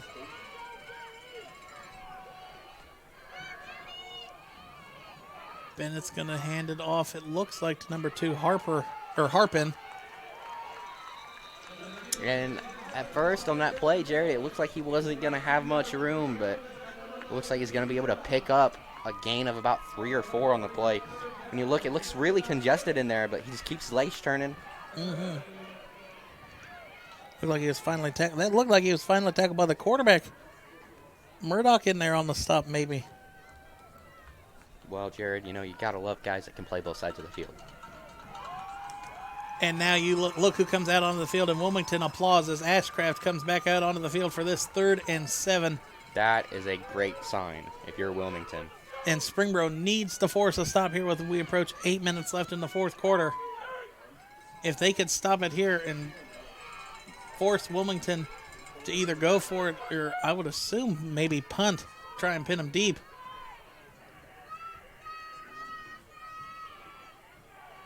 And it's going to be a high pitch out to Ashcraft, and Ashcraft breaks 2 tackles, and he will be stopped at the 20 or at the 30. So about a gain of 3 on the play, and it's going to be 4th down. You know, Jared, I would think that high pitch would make it hard to then focus on the field, on the defenders in front of you. But every single time he gets that high pitch, he just very calmly and collectively just gathers the ball and he's able to navigate for 4 or 5 yards after breaking a couple more tackles.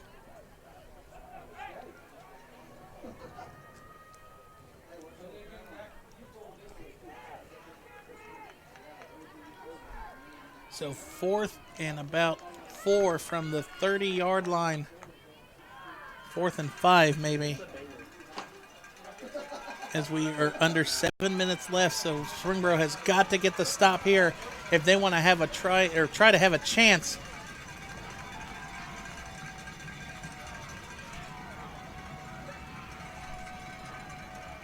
Ashcraft is going to get the carry, and he's going to bounce to the outside. Ashcraft stiff-armed. Ashcraft breaks the tackle, breaks another. He's at the 15, 10, and Ashcraft is going to be in for his 3rd score of the game for the Hurricanes. What an impressive young man, Jared. He has just been unstoppable tonight. And you see the Wilmington fan base just gets ecstatic as another huge 30-yard run for Ashcraft. Well, they know what's going on, Jared. They know they probably just won this game. And you see Ashcraft just able to stay on his feet, bring multiple tackles, bounce it to the outside, make one more guy miss at the 20, and then he's home free, Jared. And what Springboro or what Wilmington is doing, Springboro's stacking the box. So as long as you can get outside the tackles like they have been with Ashcraft, and you can stretch the field, you can get away with an easy touchdown run for 30 yards. Definitely, Jared. There hasn't been too much up the middle for the Hurricanes in this game, but the outside lanes have been wide open all game long. Now Wilmington on to go for 2. Score is currently 21-7.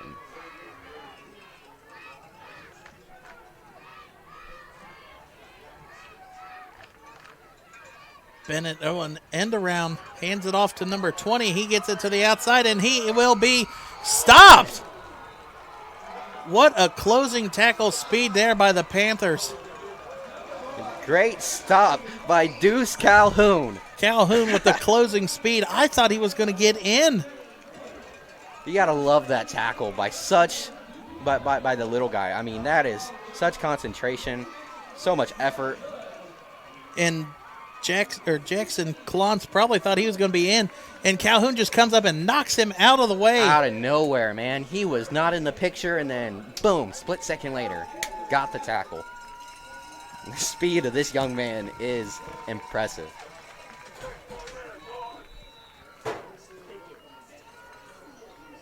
So now time running out for the Panthers, but they got a shot. Right, they got to score 2 touchdowns in about 6.5 minutes, so it's definitely a hard feat to accomplish. But if they're able to get the quarterback, Cooper Murdoch, and then Calhoun, if they're able to get those 2 going again, they'll have a good shot. But that's saying a lot because this Hurricane defense has been very stout in the second half. Calhoun's going to get the carry. He's going to stop and cut field, breaks 2 tackles, and then he's going to be hit. And, you know, that's really been the story of the second half, Jared. Even though Deuce Calhoun is still making a lot of guys miss. The offensive line isn't making the holes like they did in the first half. That, and I just feel like the Hurricanes are tuned in on defense like a lot better here in the second half.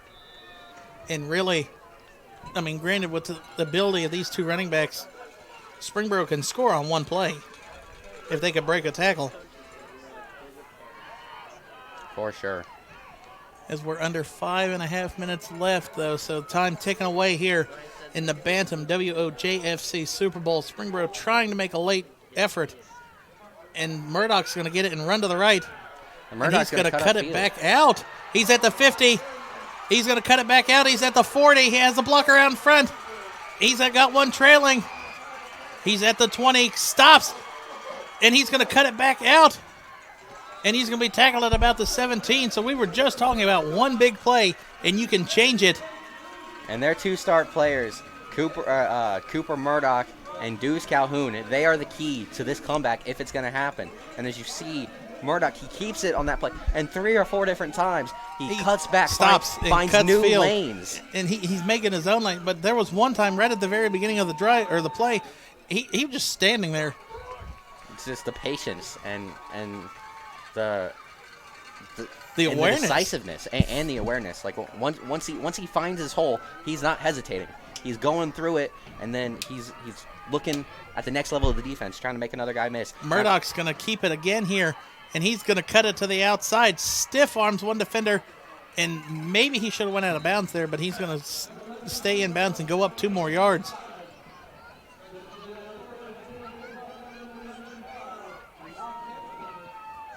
And here's the replay of the long run as Murdoch breaks multiple tackles and just makes multiple guys miss. Look at number 19 or maybe 18, Camden Long or Conley Hill out there providing blocks. So we approach just under 4 minutes left. Springboro has got to score quickly.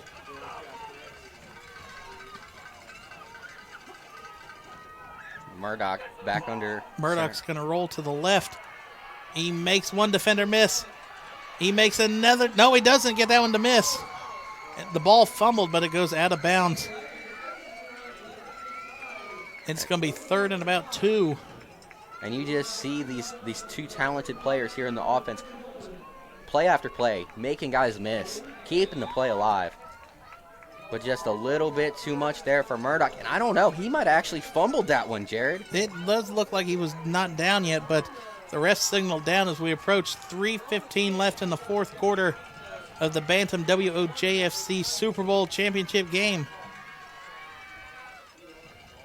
Calhoun's going to get the carry right up the middle. Calhoun bursts through. He will have the first down to about the 3. What a great push by not only the offensive line, but Deuce Calhoun. You see, he gets hit at about the 6, and then he drives the ball all the way down to the 2-yard line.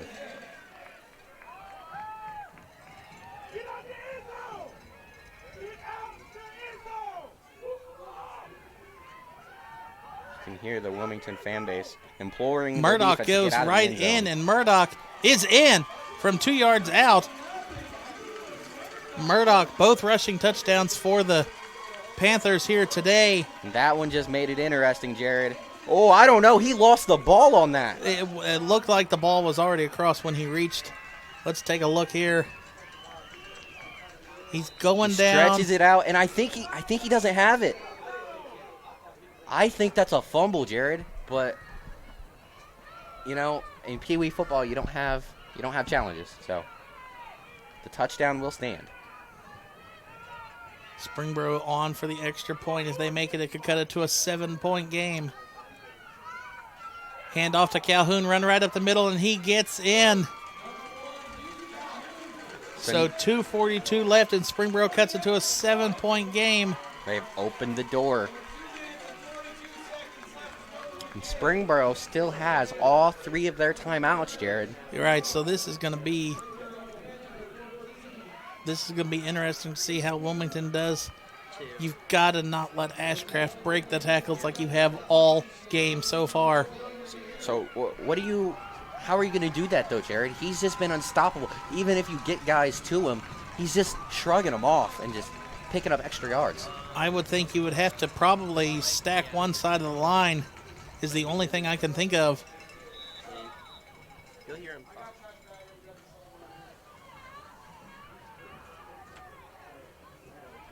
He's a difficult player to defend because, like we've been talking about, if you fill the box, he's just going to go to the outside. But I'm sure if you have your guys waiting on the outside for him, trying to take away the edge, then he's just going to run right up the middle. And you just can't give the guy any open room. You got to get him down. And who knows, we've seen those high pitch outs. Maybe one of those can turn into a fumble. It definitely is a dangerous part about the high pitch. And a flag on the play. Ashcraft breaks one tackle. He's to the 40, 45, 50, 50, down to the 40. Ashcraft is going to be gone. 30. And he's tackled. All the way down to the 19-yard line, but the flag is all the way back at the 28. And I think that one's going to be a false start.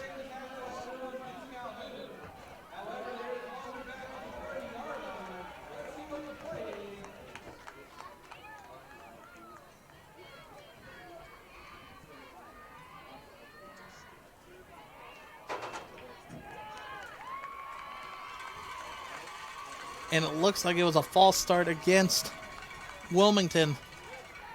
That's a rough break if you're Wilmington. That one right there could have just sealed it. So that's, well, a minute 54 left now. False starts, they'll be 1st and 15. But with the way Ashcraft just slashed through the defense, I don't think it's going to matter.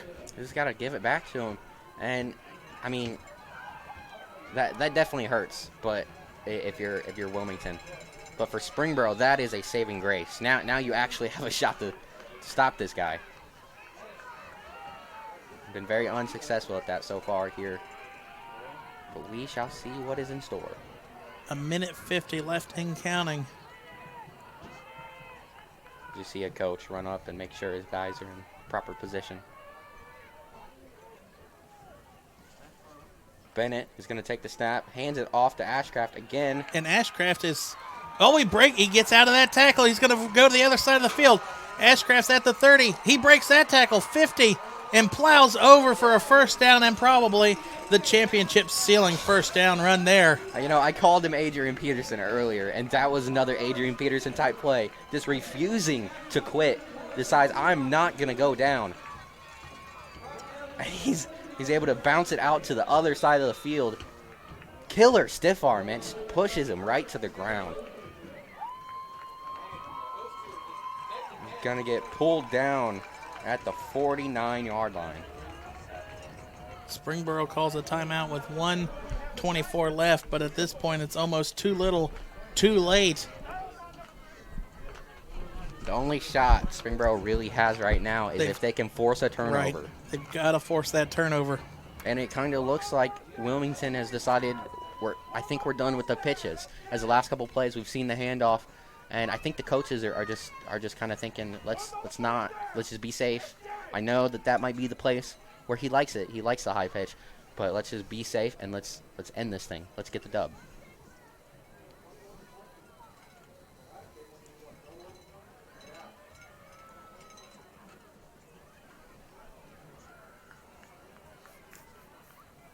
So out of the Springboro timeout here, a minute 24 left in the WOJFC Super Bowl for the Bantam division.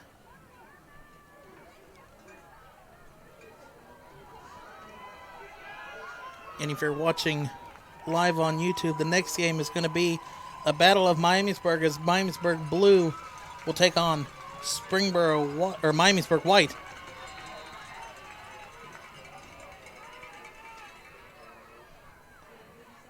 Now 1st and 10 at the 49. Bennett under center. Bennett Fake pitch. And that one's going to be I thought it was going to be a tackle in the backfield. And that one, Harpin, will be wrapped up. And Springboro calls another timeout quickly.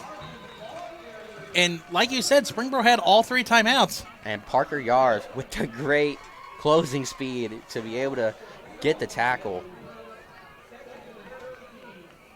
And it was a good fake because if you look at the replay, the Springboro defense, they were all on the other side of the field, but they were able to get there just in time.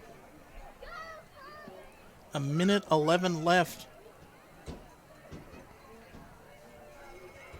And Springboro still has 1 timeout. With one more stop, this game could get very interesting, Jared. All right, so 2nd and 13. Do you go back to the Ashcraft pitch? Maybe try and get the first down and just seal it. I would probably think so, Jared. He's just been so effective. You can see the way they got the blocking set up with the 2 running backs to that side, and they're going to just do a long pitch to Ashcraft. Ashcraft breaks 1 tackle. He's at the 45. He breaks it. It has the first down. Stays in bounds. And Ashcraft does not want to go Still down. go. Oh, I think the refs marked him out. They're going to call him out. at the 28-yard line. And when you watch the replay, makes one guy miss in the backfield, and that's just been the story of the game. Just Ashcraft and Calhoun, each for both, one for each team. They've just been able to find separation and make guys miss all game long. And there's nobody keeping stats, but I would assume Ashcraft, the way he's been running today, has probably accumulated close to 200 yards. I would say the same thing, Jared. He's just been a workhorse tonight. All 3 touchdowns for the Hurricanes. And all 3 of them were big run plays. Right, there was a 70-yard run, about a 45-yard run, and about a probably close 30. to a 35, 40-yard run too. Do the math, that's almost 150 on 3 on just 3 touchdown runs. We've seen him, we've seen a 60-yard run that didn't go for a touchdown but got him set up.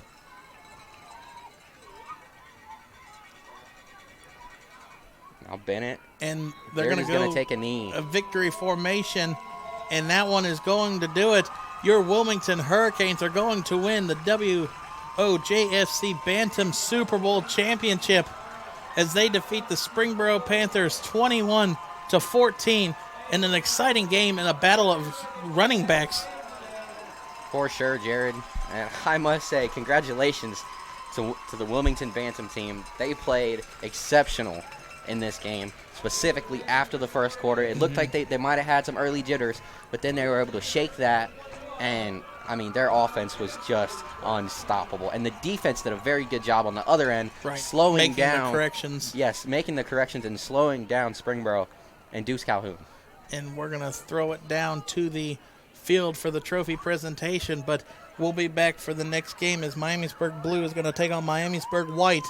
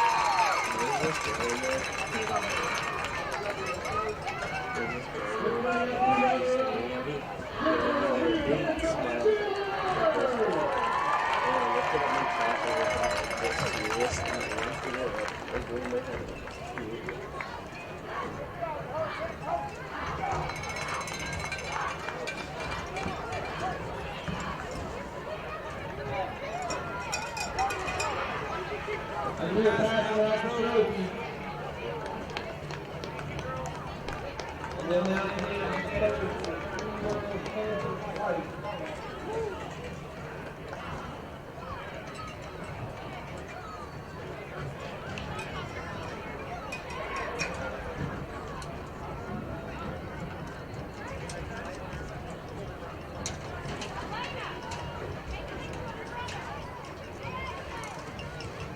Right at where? Like, you see where they're all right here?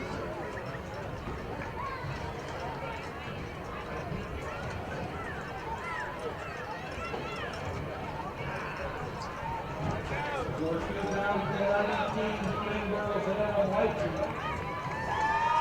Let's give them a big round of applause, guys.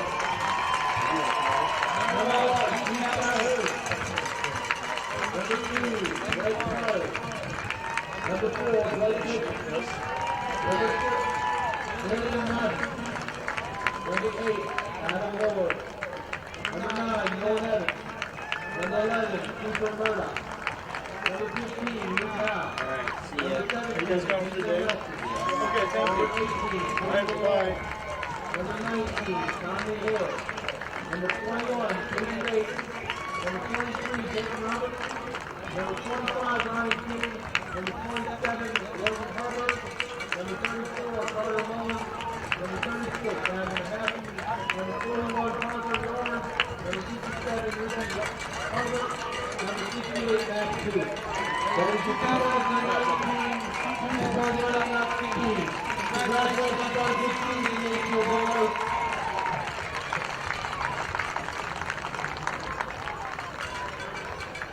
Now let's give it up to your Super Bowl Bantam champion.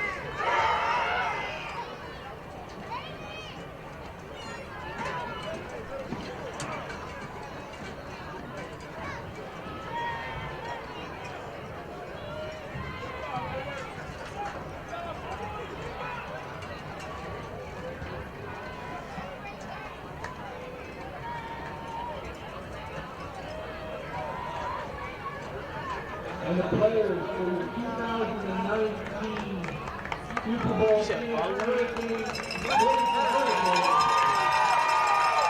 Number 2, Jason Harper. Number 3, AJ Ashcraft. Number 4, Matthew Lee. Number 6, Johnny Bennett. Number 7, Khalid Henry. Number 16, Ethan Rowe. Number 20, Jackson Wolf. Number 21, Malik Link. Number 31, Noah Ellis. Number 32, Byron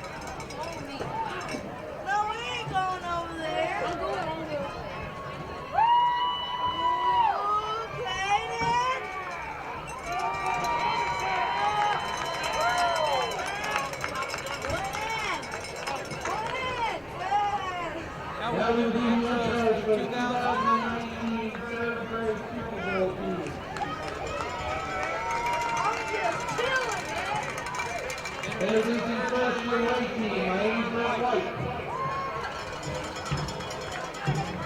David!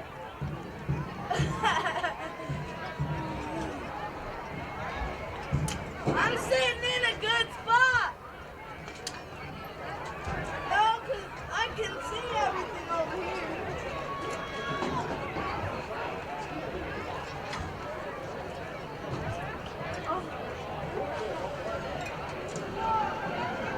Emma Bush.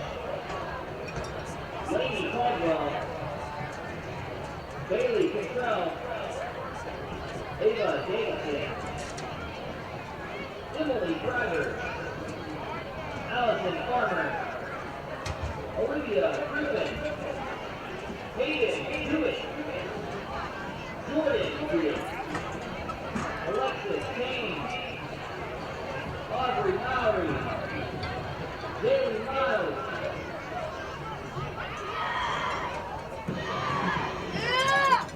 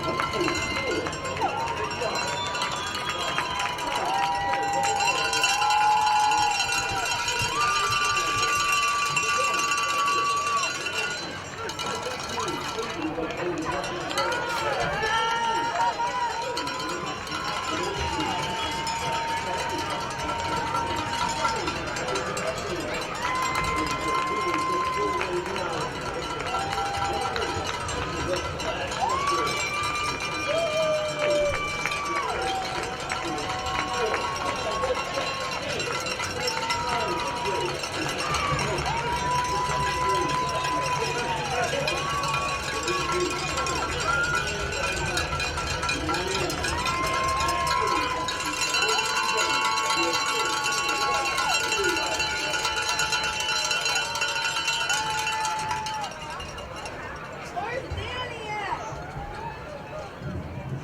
Shut up! Exit the field so we can continue. Exit field! Like to the right. Exit the field! They never said the kids! So we're Now going there. introducing your 2019 Miamisburg third grade blue team. Yeah, boy! Ah! Yeah, go wide.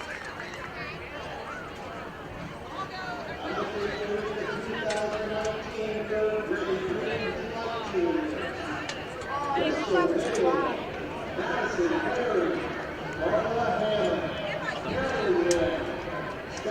Hey, I'm coming, Kaden. I'm taking the long way.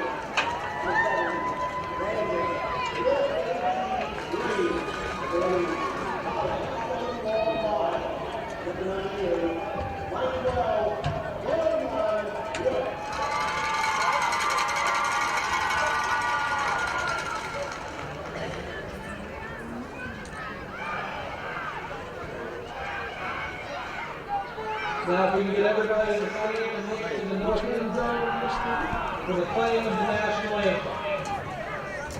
Oh no, this one.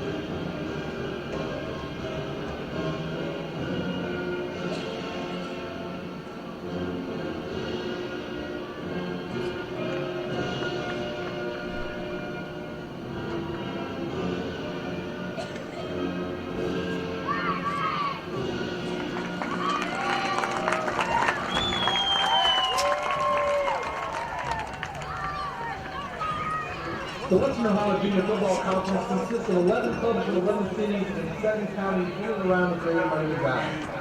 The WOJFC and its clubs would like to extend each of you here today a warm and cordial welcome. All the members of the Western Ohio Junior Football Conference abide by high standards of conduct, competition, and relations with our members. The athletes playing in the games are friendly rivals. While play may be fierce, all in attendance here today are reminded to visit the games with your children, and good sporting behavior is expected from everyone in attendance. The officials for this game have been scheduled and assigned according to procedures adopted by the Western Ohio Junior Football Conference. Andy is up here, but he's announcing, right? If Carl wants him to run, he's like, I think Andy wanted to run. I think Carl wants him. All right.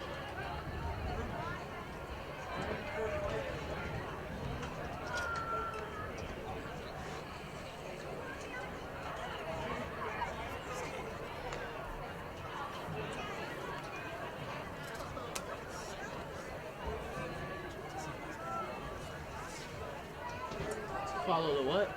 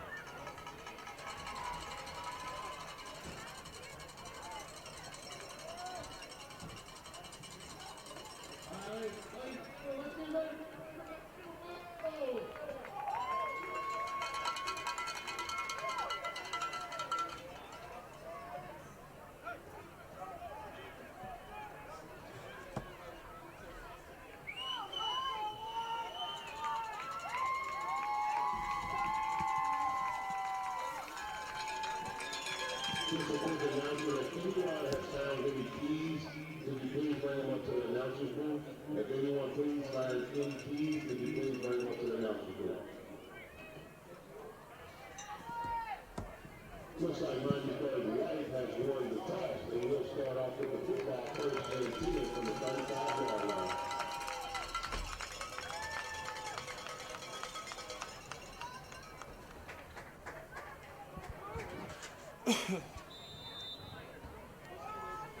All right, here we go, getting ready to start the WOJFC third grade Super Bowl.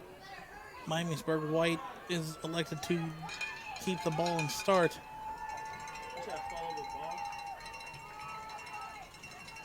And the handoff is going to go right up the middle for a gain of about 6 on the play.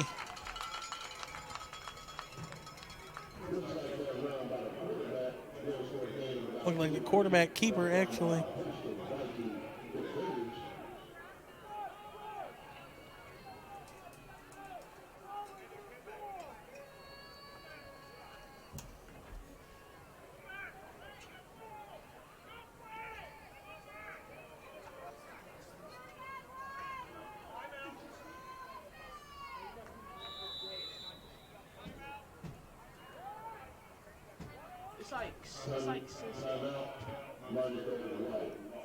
Miamisburg White calls a timeout there.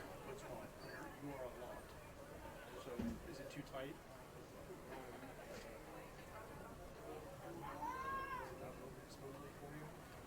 I mean, like, it's moving smoothly. It's just like, yeah. You want it smoother?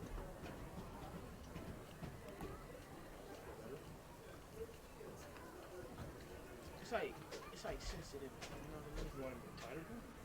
Yeah. Yeah, tight. More tension? Yeah. Is that better? Yeah, that's right. So about 9:30 left here in the first quarter out of the Miamisburg White timeout.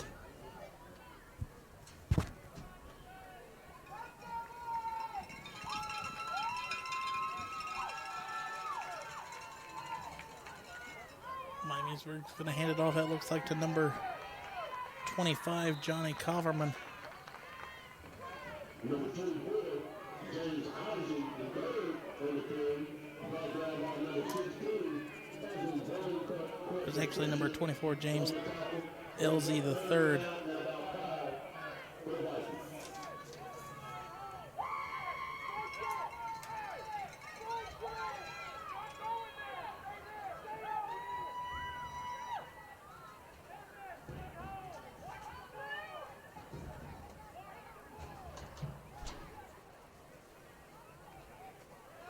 Miamisburg coming out here with a 3rd and 4. Miamisburg Blue looking to get a stop.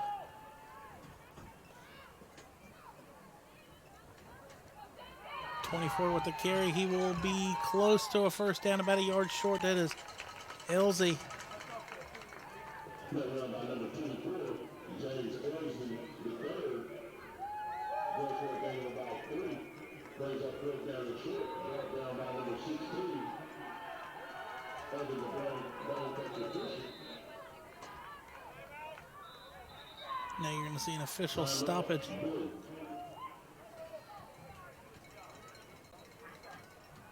Ball is on the 44, so it will be 4th and 1. During this time out, we would like to give a big thanks to our sponsor for CJS Heating and Air, Quality Exterior Roofing, Farmers Catering, Lee's Famous Recipe Chicken, Catering Fire, Booster Club, Middleville Lions Booster Club, Children's Medical Center, Miami Valley Communication Council for Streaming on YouTube, as well as the Olive Garden. We'd like to give a big thanks to all of our sponsors for making this 2019 WOJFC Super Bowl possible.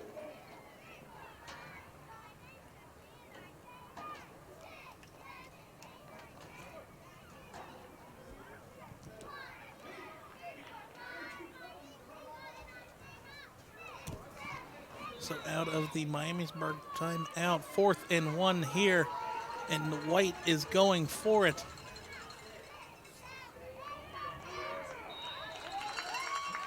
And it's going to be a first down run for the White. 24, Elzy get the keeper up the middle for a first down for the Vikings.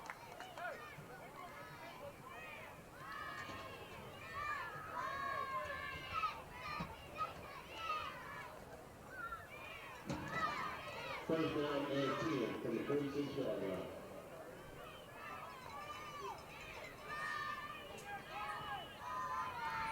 Miamisburg quickly back to the line. A bobbled snap. It looks like it's a live ball. It might have changed. And Springboro or Miamisburg Blue is going to come up with the turnover.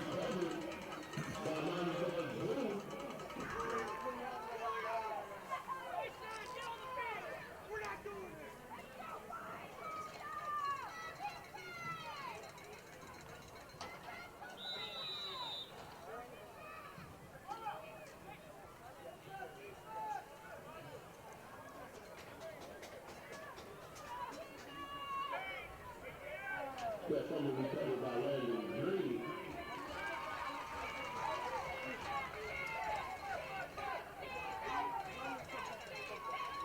Now Miamisburg Blue with the with the ball for the first time.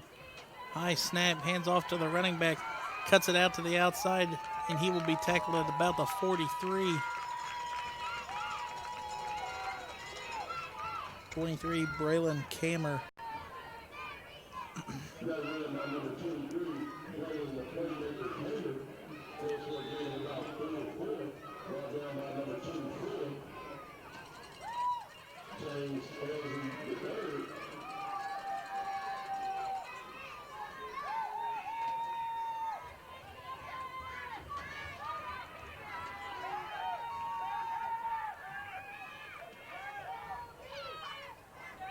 You're going to have an end around with the running wide receiver, and he is going to be first, and the ball is out, and Miamisburg White will recover that fumble.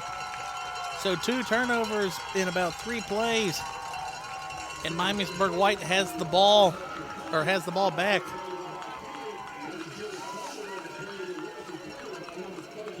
Recovered by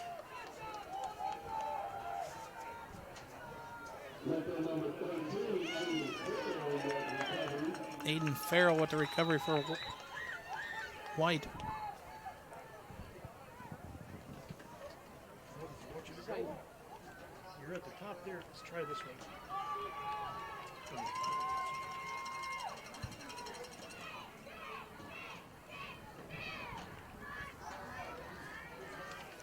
How about that?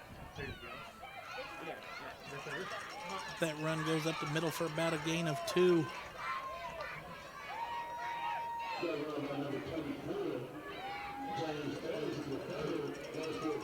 Elsie with the carry there. Looks like it was led by number 16, Evan Bone Crusher Fisher.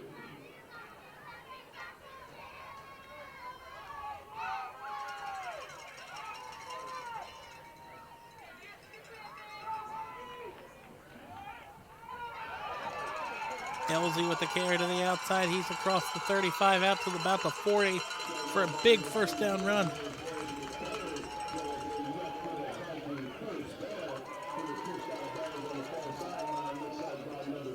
Pushed out of bounds by Evan Fisher.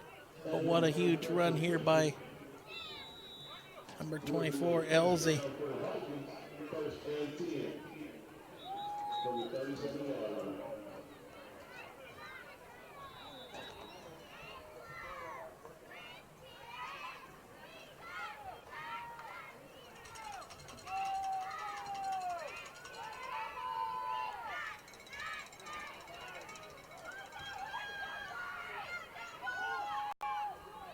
Elsie's going to get the carry again. He bounces to the outside and burst upfield. Maybe gets back to the line of scrimmage.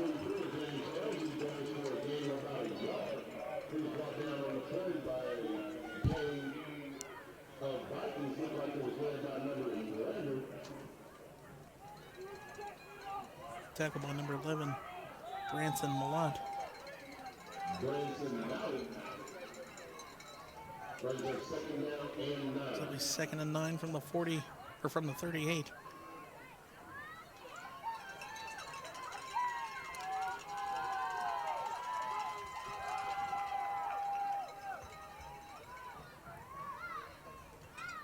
LZ gets the inside carry. He bounces to the outside, and he'll be out to the 40, so about a gain of 2 on that.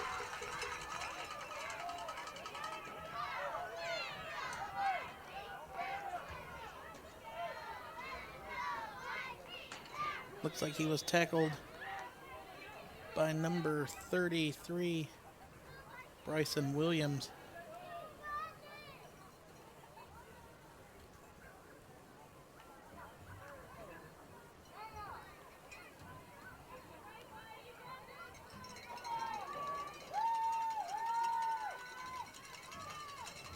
it's going to be 3rd and 7 from the 40.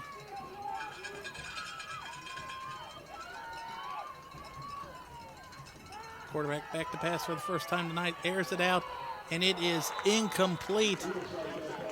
Intended, looked like Elsie again.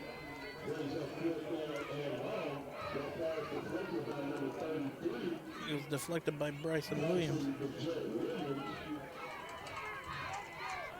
So it'll be interesting to see the punt on 4th and 7 here.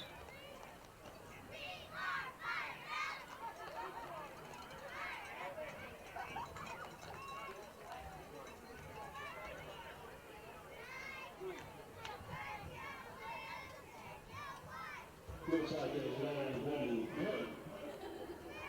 Looks like that punt will be fielded at the 35-yard line. So the 35, or it will be punted to the 35.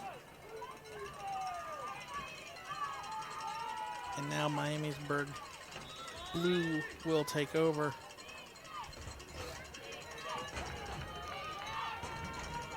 They had a stellar drive after the turnover, but fumbled it themselves on an end around.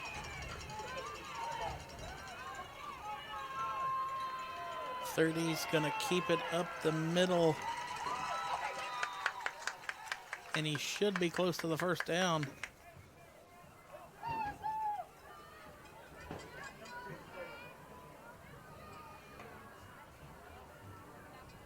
Looks like that was a quarterback keeper. That was enough for a Vikings first down. Looks like he was brought down by a gang of Viking defenders. Looks like he was led by number 13, Aiden Farrell. Farrell had the tackle for the Vikings Blue, From the 45-yard line. or for the Vikings White, sorry. Now it's going to be another quarterback run right up the middle, and he will be close to another Vikings first down. Looks like they run by number 23, Braylon, the playmaker. Braylon Kamer with the carry. Going to go for a gain of 9, tackled by Carter Riedel. Looks like that tackle was made by number 18, Carter Riedel. On that tackle brings up 2nd down and 4.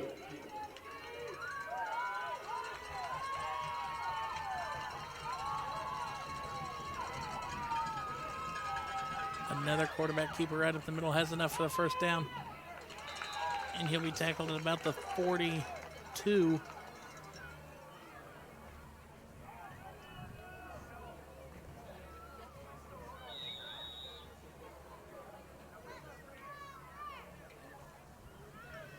Looks like that carry by number 11, Branson Mallet, was enough for a Branson Mallet was the quarterback runner on that possession.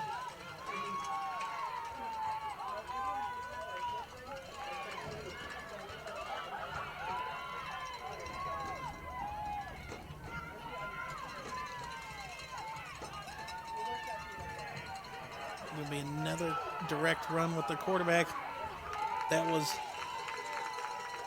looked like number 11 Mallet again. Or no, it was actually 16 Evan Fisher.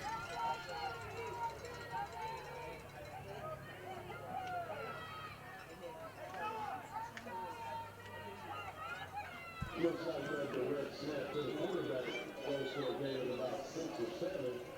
He was brought down by number 24, Elsie. Elsie with the tackle. Looks like we got a official timeout for a quick minute. Brings up 2nd down and 5. Second and about 5 here from the 42.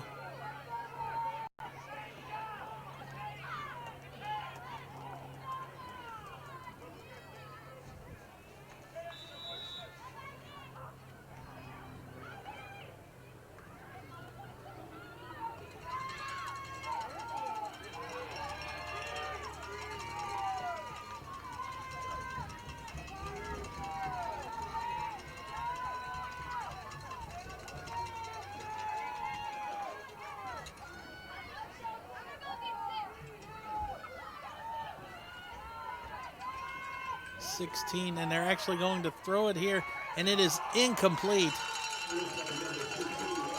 Evan Fisher's pass was incomplete.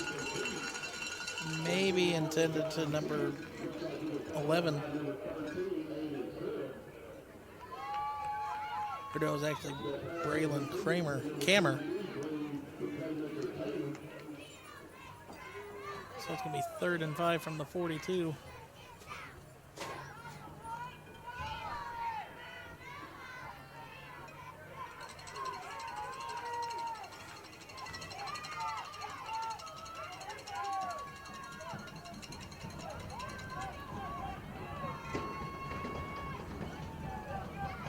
This is going to be a handoff up the middle to 23, Kamer.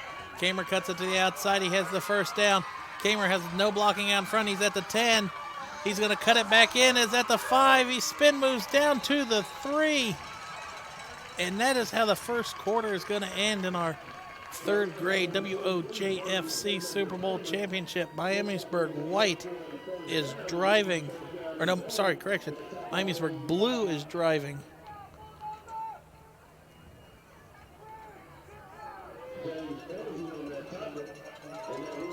Elsie had the tackle for Miamisburg White, but Blue looking good with a goal-to-go situation when we come back and start this second quarter.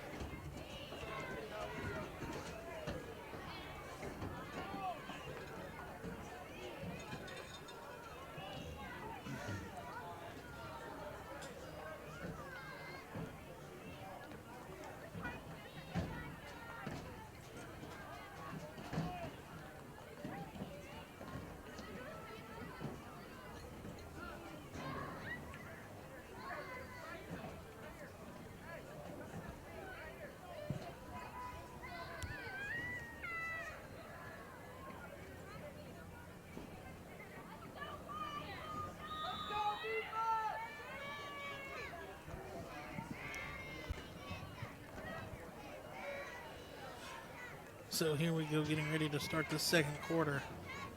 Miamisburg Blue, 1st and goal to go from the 3.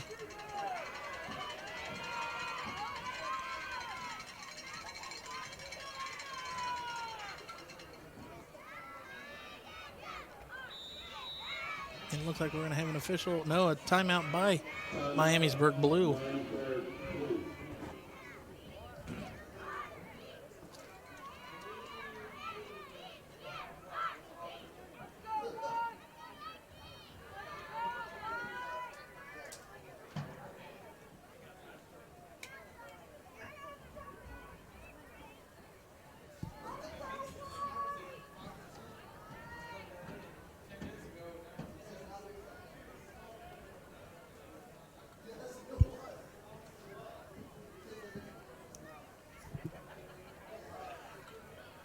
So out of the Blue timeout, 1st and goal to go here from the 3.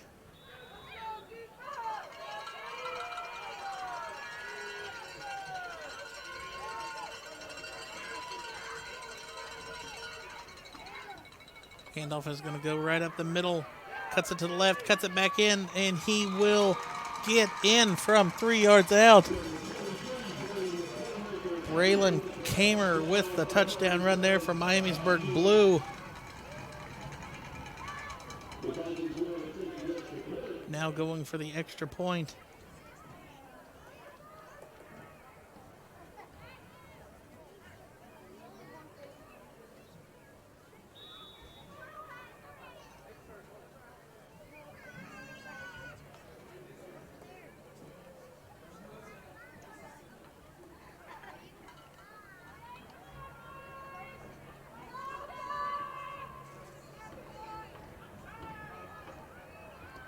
On for the Vikings for the extra point.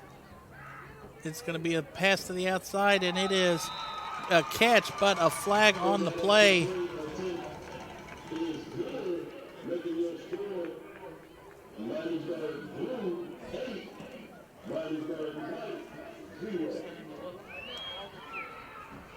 But there is a flag on the play.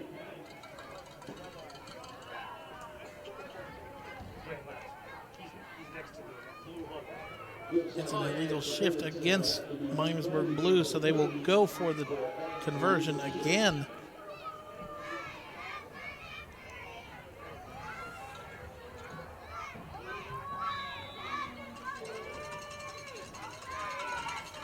ball will go out to about the 8. And in Pee Wee rules, if you throw it in, it's 2 points. Run it in, it's 1 point.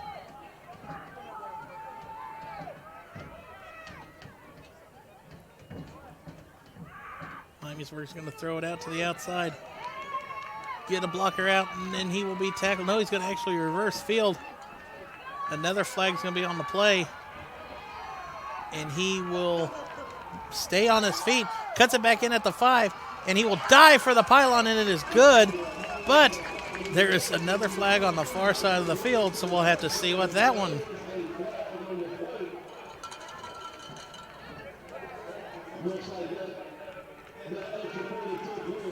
So that extra point will stand. The face mask penalty will be declined. And Miamisburg Blue strikes first and leads now 8-0 with 3:58 left in the second quarter.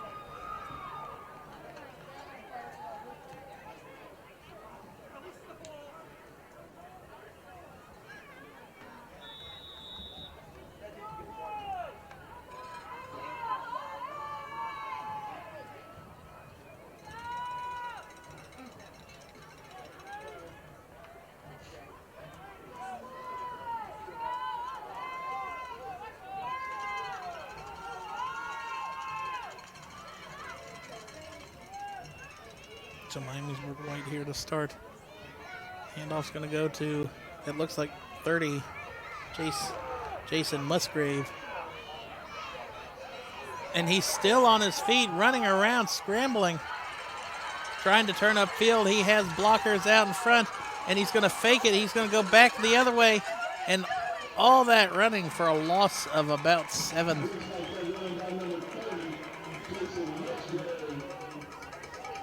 Ran for about, seemed like forever. Probably totaled about 50 yards rushing with how many times he's turned around field.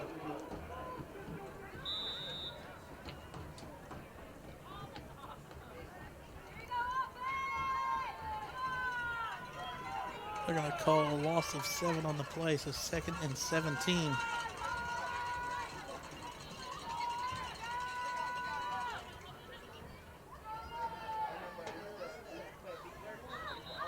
And the flag going to come on the play, and that's going to be a false start on number 8, Noah Hernandez. So now it's going to be 2nd and 22.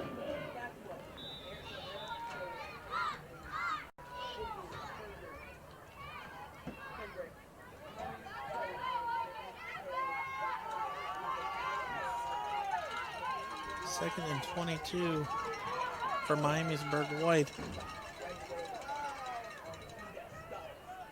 Going to throw it in the middle of the field, and it is intercepted. Noah Roberts' pass is intercepted by Miamisburg Blue. I believe it was 21. Mason Sneed. So Miamisburg Blue starting with excellent field position for the second drive here in the quarter.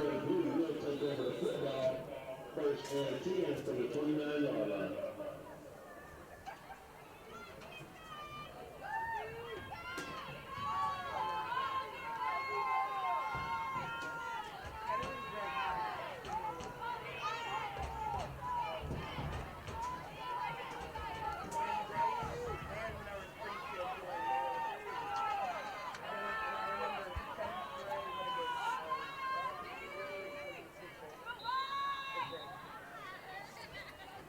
And the false start will be called before the ball is even snapped.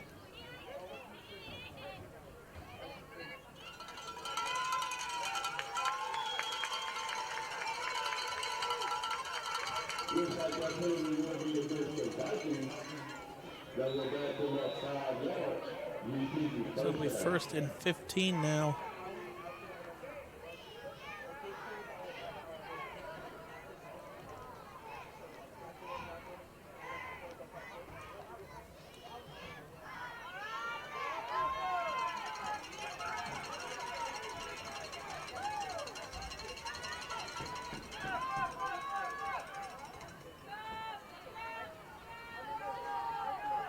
This is going to be a direct snap with the quarterback run right up the middle. Flag comes in. That was run by number 33, Bryson Williams. Flag looks like it's going to be holding. Tackle for Miamisburg White was Maxwell Hollenkamp.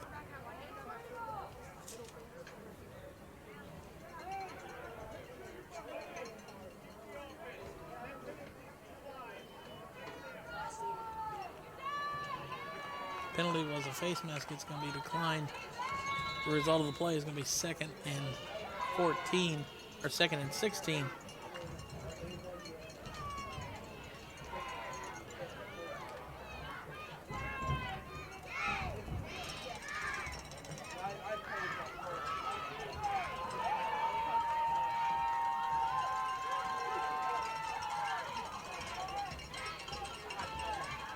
Second and 16 from 36.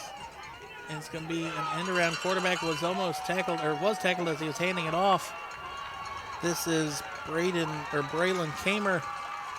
And Kamer stays on his feet and will be close to a first down for Miamisburg Blue.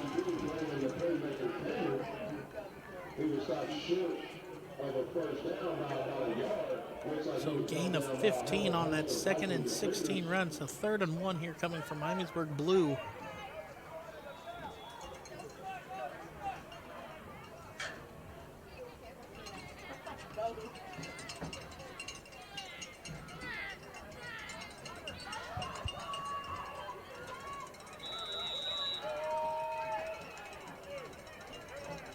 Timeout. Blue.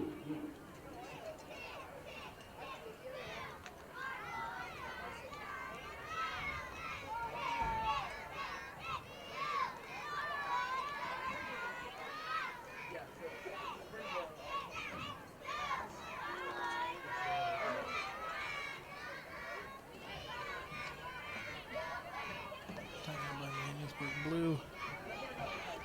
We approach 5.5 minutes left in the 2nd quarter.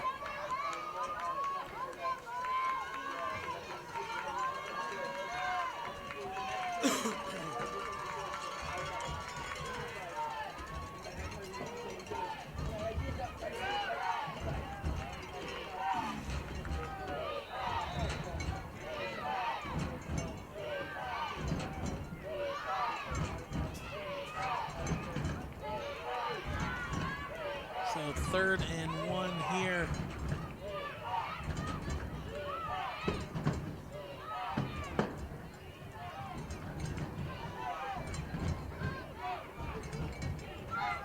Snap is going to get handed off right up the middle. I believe that was Kamer again with another huge carry.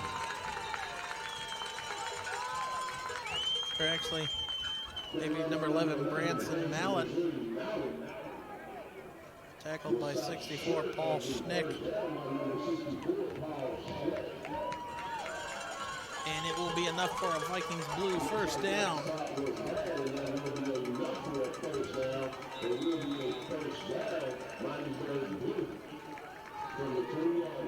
it's going to be at the 20, into the red zone where the Vikings are.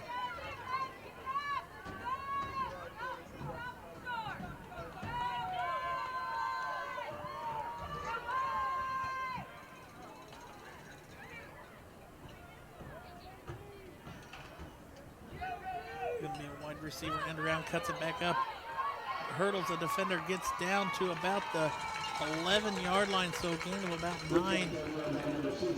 That was Evan Fisher for the Miamisburg Blue team as we approach.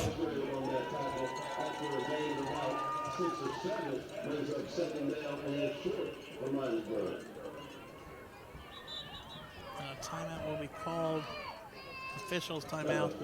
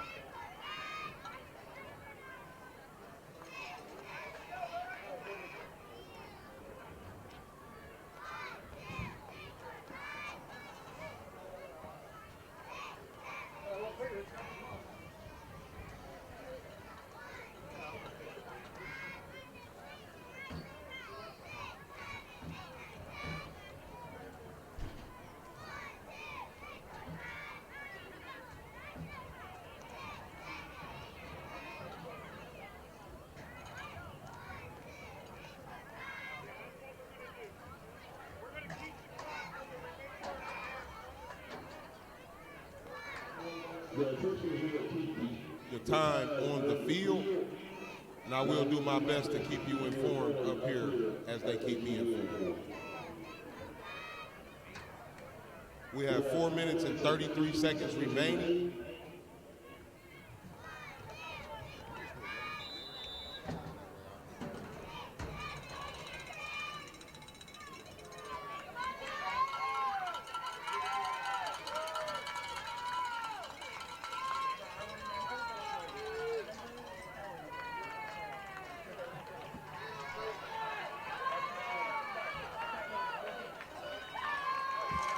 And sorry for technical difficulties, but that will be a touchdown run for Miamisburg Blue. See here in the replay, that is number 11, Branson Mallet.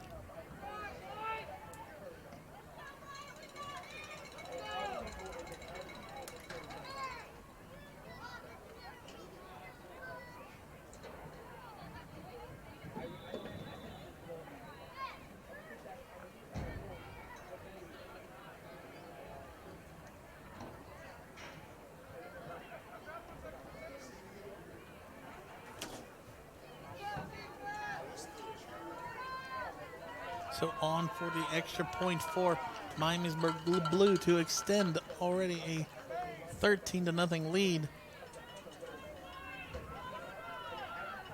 Pass to the end zone, and it is hauled in, and it is good. That'll be 2 more points for Miamisburg Blue as they are up now 15-0 with 4:09 left in the first half. Looks like that extra point attempt was good, and then the count has 2 points.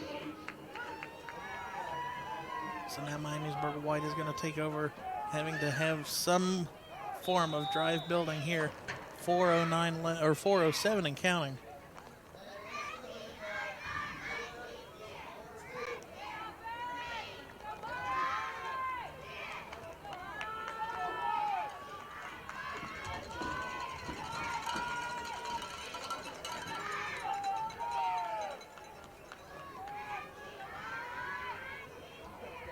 Handoff is going to go to number 20, or maybe 30 actually, Jason Musgrave.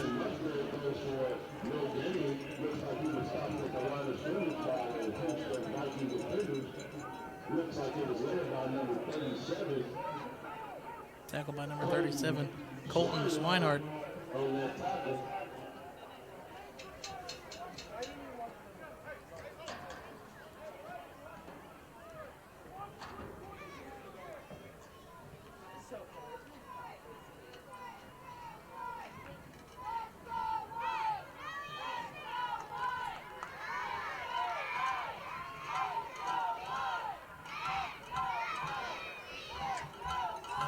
Here, hands off, and halfback misdirection. That was a run by 24, Elsie.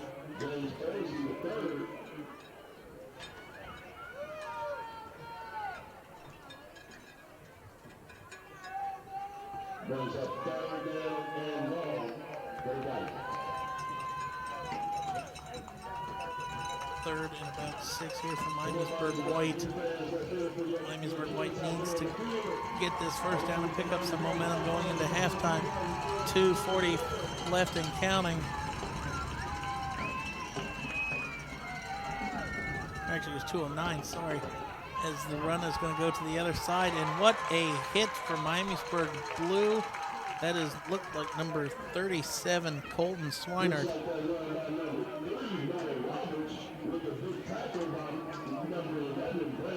Or actually, that was Branson Mallet with the tackle. It's going to be 4th and about 4.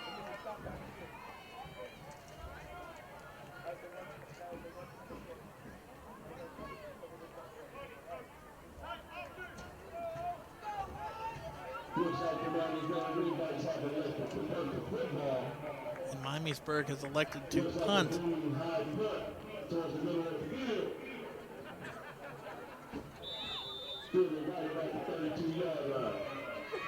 Start at the 34.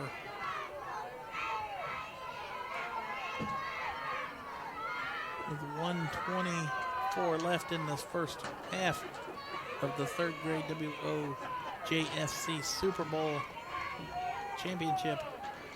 No, if you come over here, no, you're not gonna feel it.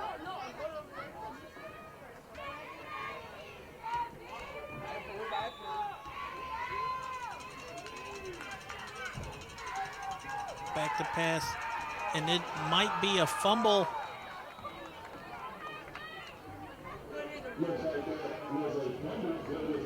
Fumble and recovered by Miamisburg Blue. So it's going to be second and about 13 now. Clock running, 1:15 left. And we will have a halftime show from both Miamisburg White and Miamisburg Blue cheerleaders.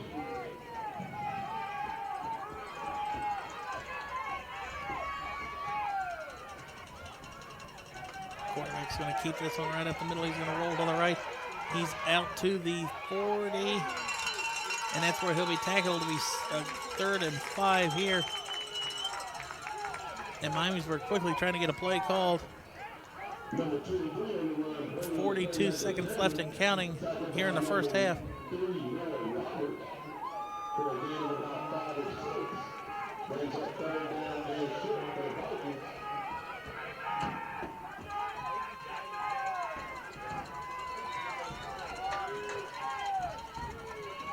The Wren is going to go to the outside.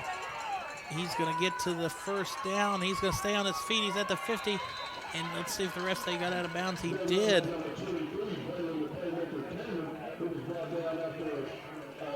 Kamer there with the run, big run with 15.9 seconds left.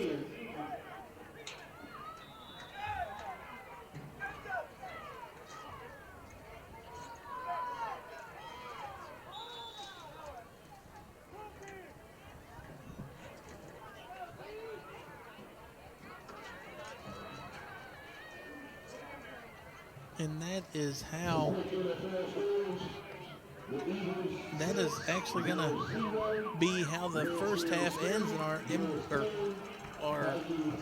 WOJFC third grade Super Bowl. Miamisburg Blue leading 15-0 over Miamisburg White. Texas 26, Jaguars 3, and that was a fine. And we will have performances from both cheerleading squads during this halftime.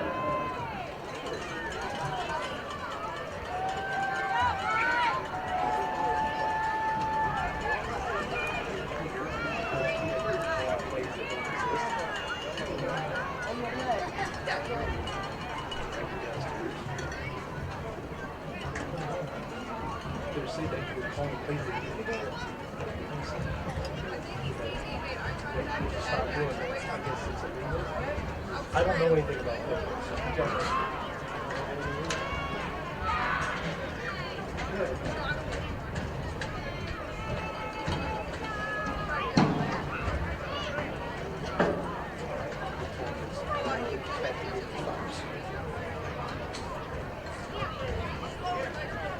Something wasn't verbal. Somebody huh?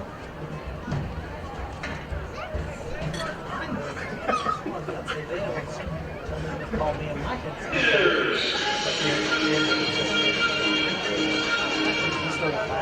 I just but I can't understand. I know.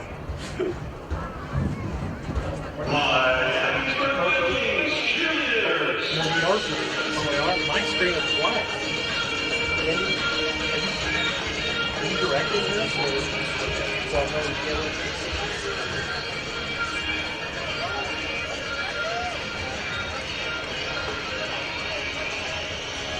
Wait.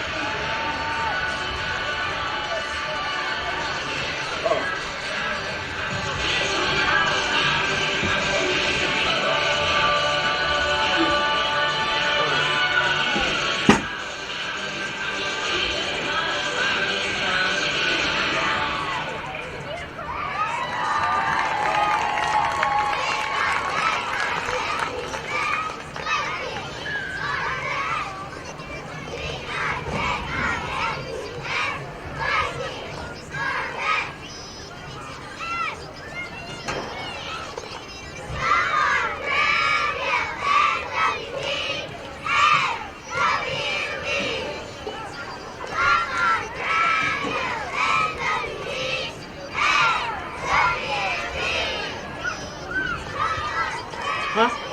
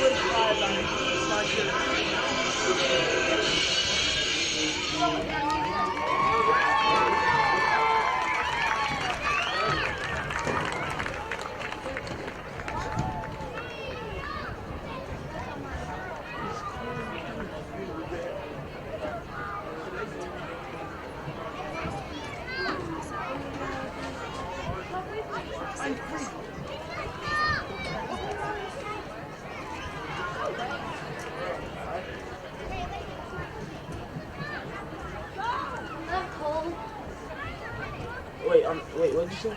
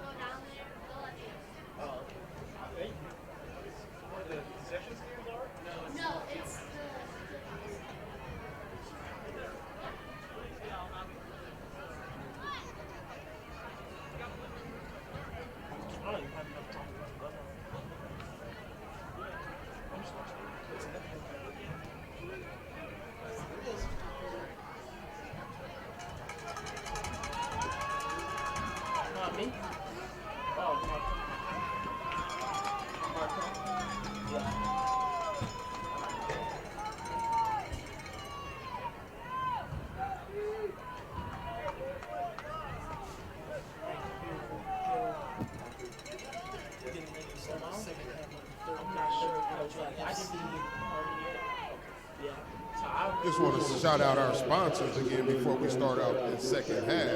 Just want to say a big thank you to CJS Heating and Air, Quality Exterior and Roofing, Far Hills Catering, Lee's Famous Recipe Chicken, the Kettering Firebird Boosters, the Middledale Pee Wee Lion Boosters, Children's Hospital, and Miami Valley Communications Council for streaming this today's Super Bowl live on YouTube.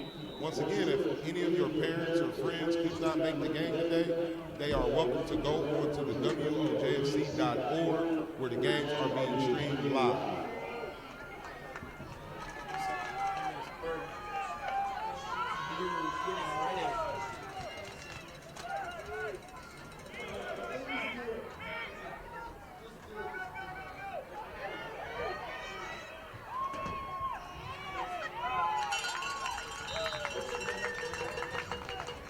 That run by number 23, Braylon, the playmaker, Kamer, looked like he was brought down by number 18, Carter Riedel, on that tackle after a gain of about 3.